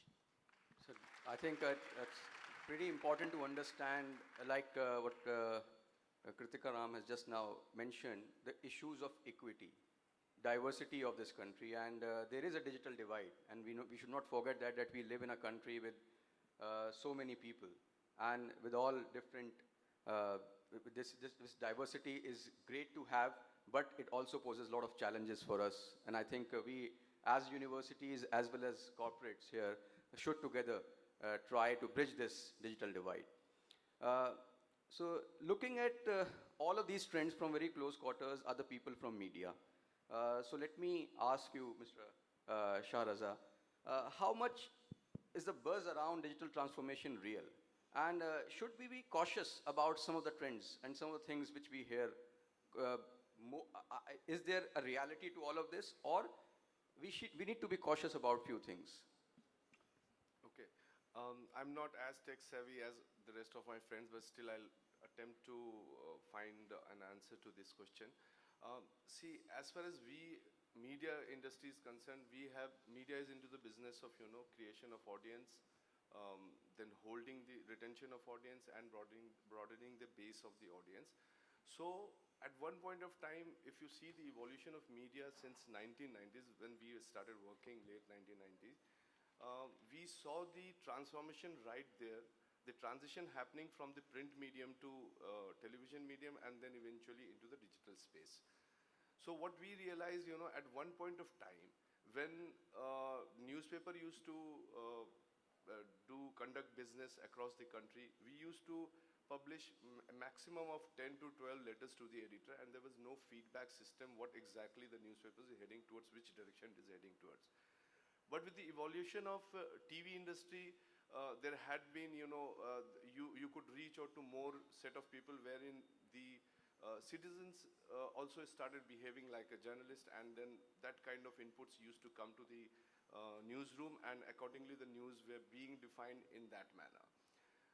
But with the evolution of digital space, now the things are absolutely two-way. I mean, whatever news you are wanting to disseminate, it has a set of reactions from various set of people. So naturally, this will have a diverse feedback system and diverse inputs coming from across the country and across the globe. So as a result of that, it is very imminent that you will see both sides of the inputs, but we shouldn't get worried about that. That is what my request to everyone is, that we shouldn't get worried about if any acrimonious remarks is also being made, or if any something which is in support of you is being made. One shouldn't get perturbed much about those things. So the kind of if you find a kind of complete opinion being formed through a set of repeated bombardment of news, that this is the agenda one wants to drive. But there's also a very, very important space contrary to that. Everyone is also giving a view which is contrary to that. So if you are getting worried about certain set of information, then there is also a huge set of audience which gives you a view contrary to those audience. So I don't think there's any point of worry. These are the evolution time. We have seen many things transitioning from one aspect to another aspect. So as far as media is concerned, today when you go out into the digital space and you find that whenever a news is being broken, or even before the content of the news, you will find, on the social media space, people having with the predetermined mindset, they will obviously try to react in their own way. But at the same time, we are very fortunate to have an ecosystem where we allow everyone to, participate, and that is the beauty of. I still feel that media should not be seen as, I mean, any information business, any information system should not be seen as imposing one particular thought. It is allowing and giving you a leeway to really welcome feedback and inputs from various quarters. So eventually it balances out. Yeah, of course it balances, and we should not get very much perturbed, and we should be very optimistic about the entire thing. Okay. So it's a good news that we should be optimistic about digital transformation. Okay, some people are pushing it, but there is reality to it, and others will counter it if there is some frivolous thing behind it. Or okay, let me bring in Mr. Ankit Talwar here. Coming from a CTO perspective, so there's a data I have from BCG, Boston Consulting Group, that 70% digital transformation projects fall short of their goals. And McKinsey says that a lot of this is because of people issues. So I'm sure that you must be hearing this question a lot, but what is your take on this? Right, thank you. First of all, good afternoon, everyone. I hope you are still awake. So I would first of all like to thank Saad sir for inviting me here so that I can share my thoughts with the esteemed panelists here and with all your students out here. When we say digital, I think today we are more worried about data security than even food security. So that's how digital has impacted us. And nowadays, as it has been mentioned, nowadays we are talking about CEOs, CTOs. Nowadays, companies are also talking about chief digital officer. That's a position that has opened up. That's how digitally companies have evolved, and they provide so much importance to being digital transformed. Now, another word that I would like to highlight before answering your question is what transformation means. Actually, transformation means anything which is extremely or radically changed. For example, if you cut your hair, that is not transformation. But if you color your hair purple, then it's a different story. So transformation, for example, in payment industry, we talked about UPI, which is a very successful initiative of our government of India, which is not even there outside anywhere in the world. I have traveled across the world. I haven't seen a UPI system as we have in India today. So coming to the question that why it fails, and most of it are people issues. Actually, I'll also say most of it are also related to the commitment from the senior leadership. These digital transformation projects are very long in nature. They are not like a short 6 months kind of a project. They are a multi-year journey. It's a journey out there. So in that respect, when you are talking about multiple years, your macroeconomic factors change, your leadership changes, and when anything changes, when the scenario changes, people, or when the people change, their priorities change. So that's where these projects get stuck. If we are very committed and if we stick to our goals, that what we want to achieve as a digital transformation, what is my output after the digital transformation journey? If we stick to that, then yes, it is possible. But because of the multi-year nature, because of the investment that we have to do, a lot of money, resources, time needs to be invested, the failure stories is more, right? We have heard of Nokia as an example, which is a big failure story. And I think out of successful stories, there is a lot to learn from failures rather than success. So Nokia was once one of the topmost companies. We all used to have Nokia phones. Now today, we are not even talking about it because they couldn't identify the change in the market. And that's where Apple and Samsung took over. So I think we should learn from the mistakes, learn from the failures, and embrace that this digital transformation is going to happen now or tomorrow. Very well said. Following up with some more statistics, the report by Forrester says that by 2025, around 25% of insurance industry will be automated. And obviously, there's a follow-up study by which says that automation will eliminate around 29% of jobs, but will create more 13% new jobs. And insurance sector is one sector which will see a sea change and will be one of the pioneering sectors going through digital transformation. So let me bring in Darpan Pradhan on this. Thank you so much.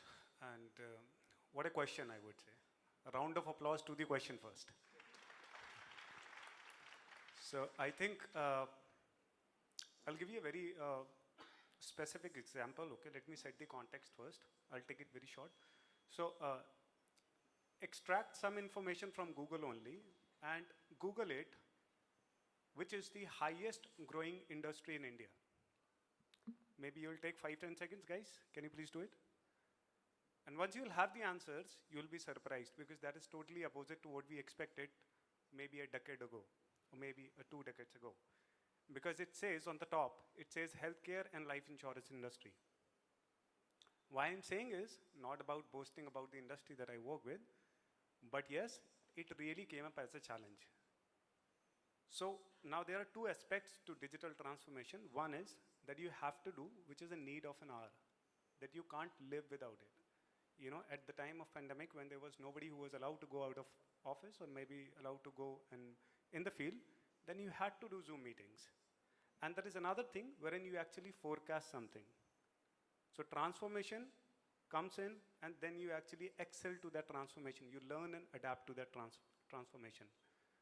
So maybe, so if we talk about, to answer the query, the moderator said that we are going to lose jobs and we are going to create jobs. However, what I am seeing at the opposite side of the industry, what I see is that we do have huge potential. And the only potential which is there is with the manpower, those who are working with us, that how much dexterity they bring into the table. Whether they are able to adapt to the technology which is available, whether they are overseeing the technology, or are they using the technology to the optimum level. So that is the primary question that I would maybe say, ask yourself. So I think someone started with the same thing, which was saying that how do you actually, Harpreet actually started with the same thing, that how do you use that technology?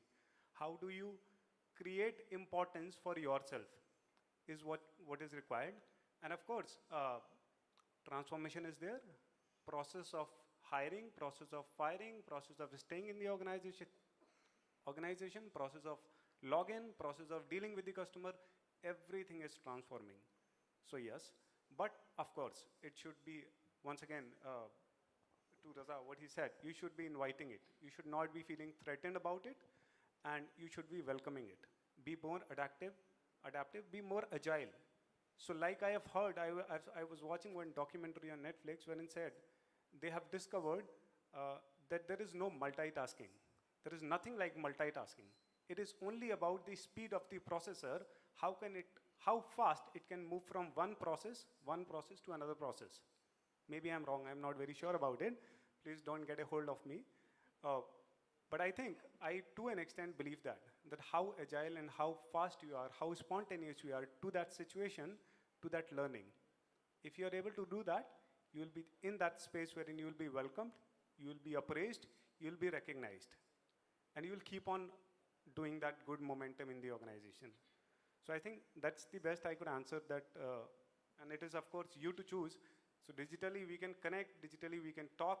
Today when we are talking about any of the panelists, I can directly Google his name and get the whole entire profile about that person. Am I using it? Am I using it as a connect? Can I get connected to Harpreet? Can I get connected with Ultratech in some organization or not? That's the point. You guys can take a mentorship from me. Type Darpan Pradhan on Google, you will see it. And everything is just on a tip of, on your phone. Use it for the best possible way. And it can, of course, save your job. It can excel you in your career also. That is the best I would like to say. Thank you so much. Thank you. A great answer. And in fact, a great conclusion that how are you using technology ultimately and how agile you become with technology determines your future. Now let me bring in Tariq Mahbood. You have been, we all are seeing actually the end of a mass recruitment era.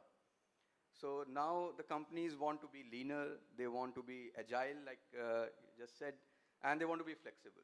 So in such a scenario, how can students differentiate themselves, especially students who are like immediately going for jobs now? So.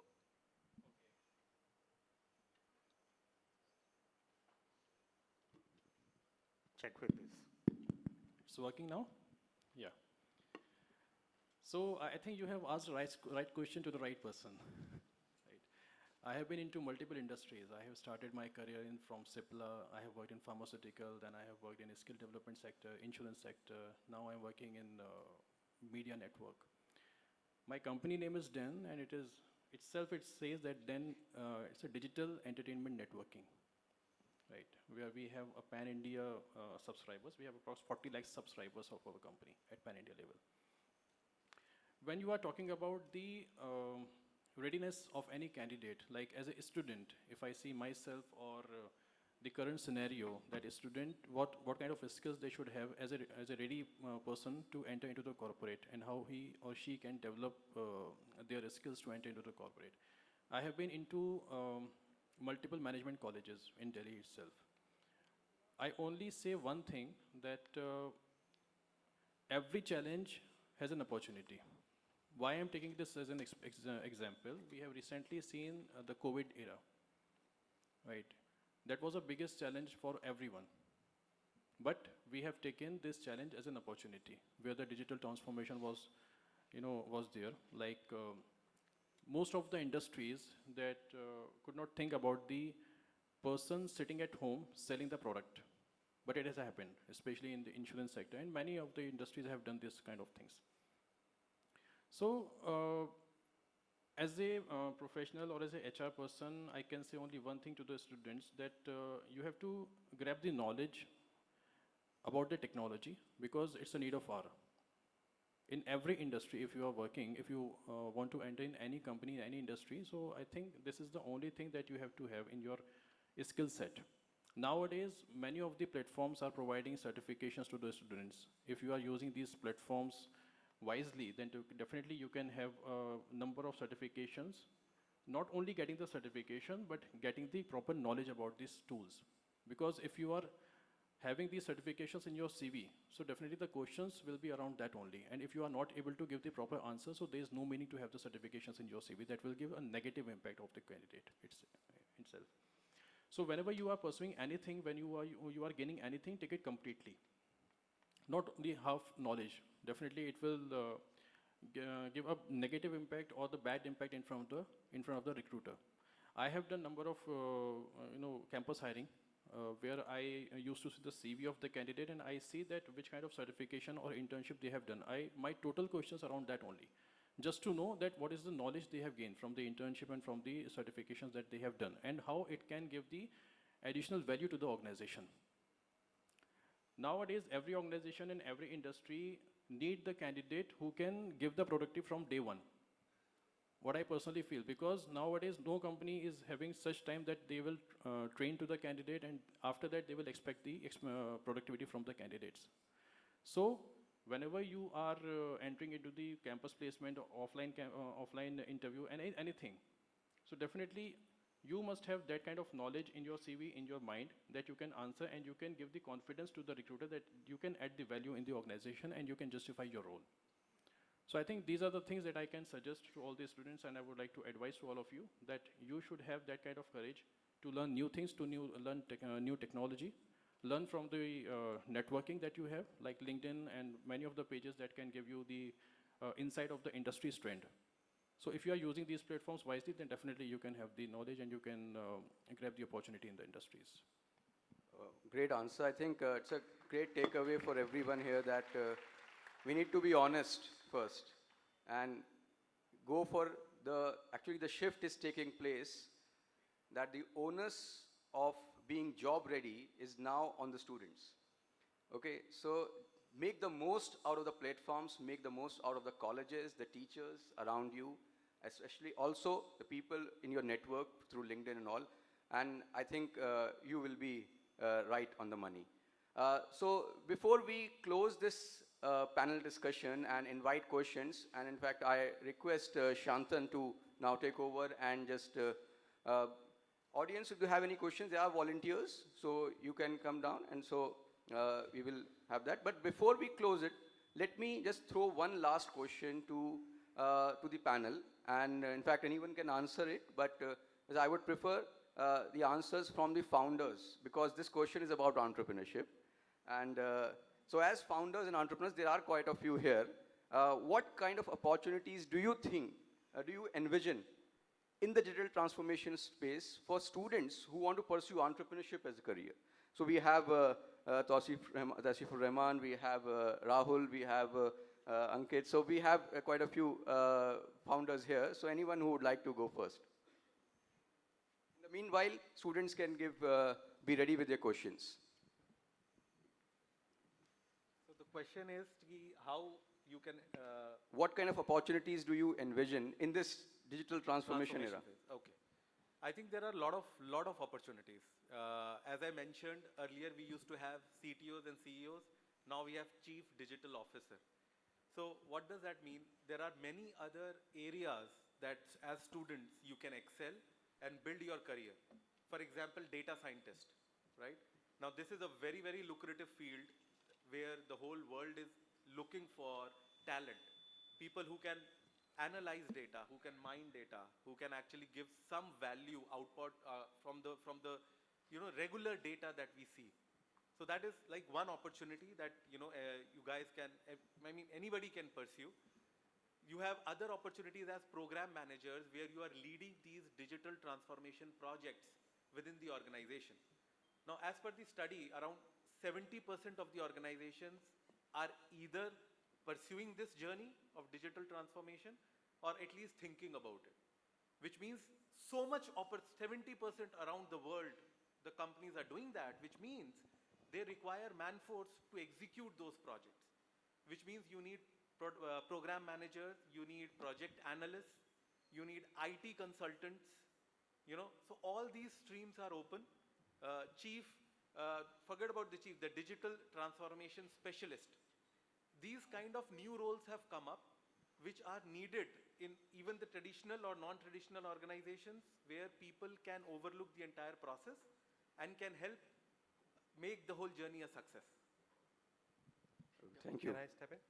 Yeah, please. Yeah. You can go ahead. I think you wanted to, what are the gaps so that What- people yes. who are aspiring to be entrepreneurs Exactly. can actually build Yes, ventures here? yes, yes.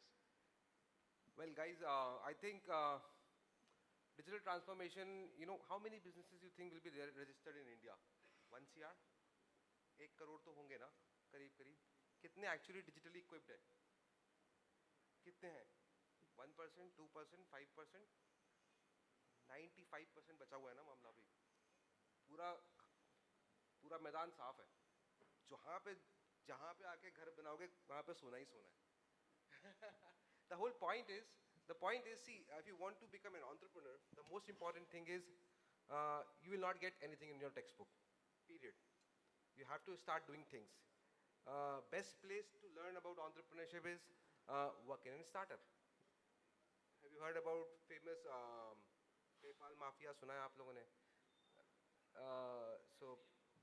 जो लोग PayPal में इन्होंने start किया था, और जो PayPal में initial employees थे, बाद में इन्होंने ट्विटर बनाया, टेस्ला बनाया, लिंक्डइन बनाया, right? The same thing happened in India also. बहुत सारे लोग जो फ्लिपकार्ट माफिया बोलते हैं हम, जो फ्लिपकार्ट के इनिशियल लोग थे, उन्होंने बाद में डिलीवरी बनाया, स्नैपचैट बनाया, बहुत कुछ बनाया.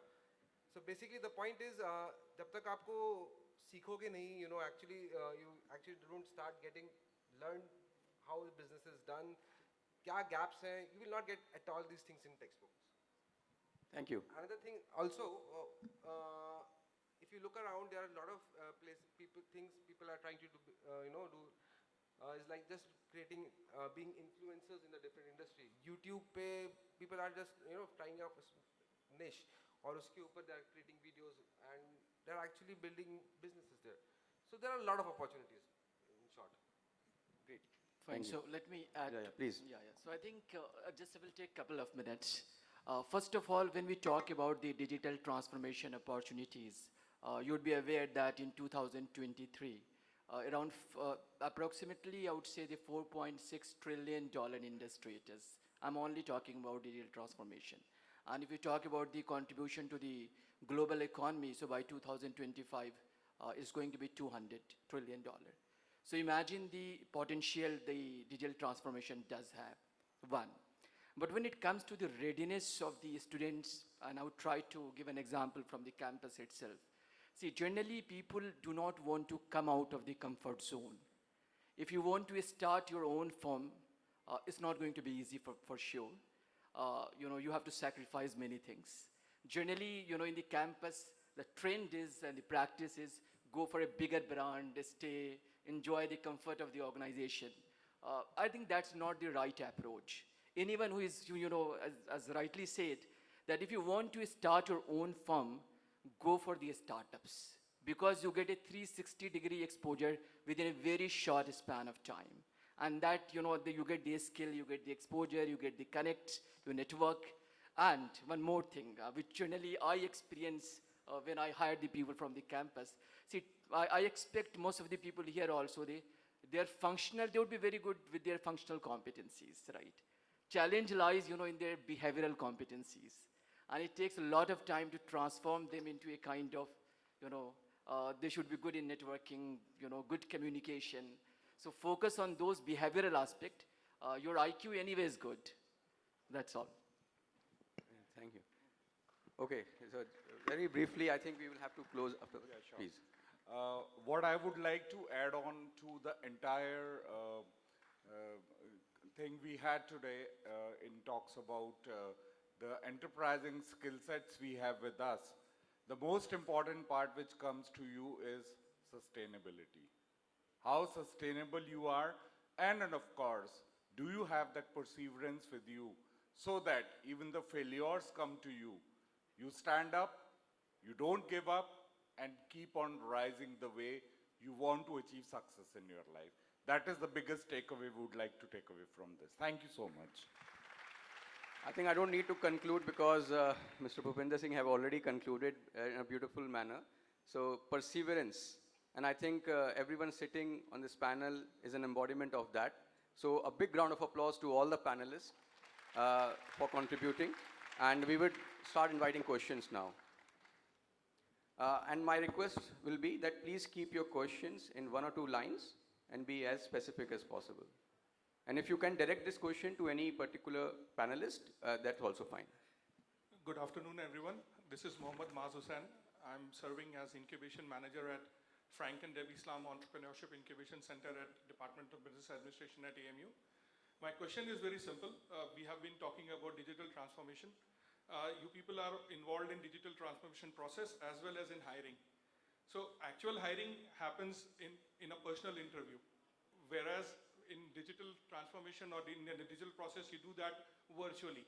So how you guys, or what are the challenges you face in bridging this gap of actual and virtual?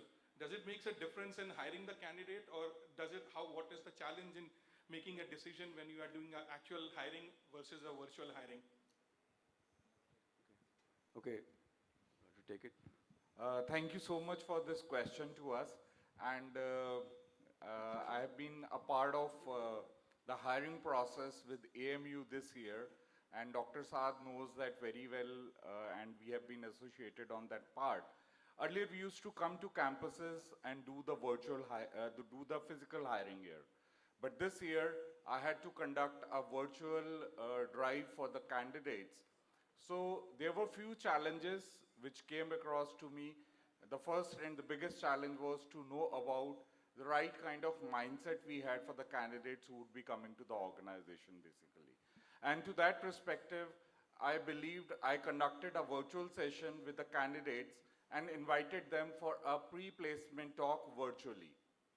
That gave them the flavor about the organization. Rather than sending the emails across to the people and say them to come on the websites and talk about the organization, the icebreaker was, let's come together and give those presentations to the candidates. And I ensured that everybody was opening the camera mode of the device from there where they're logged in, so that we could see numbers of them was sleeping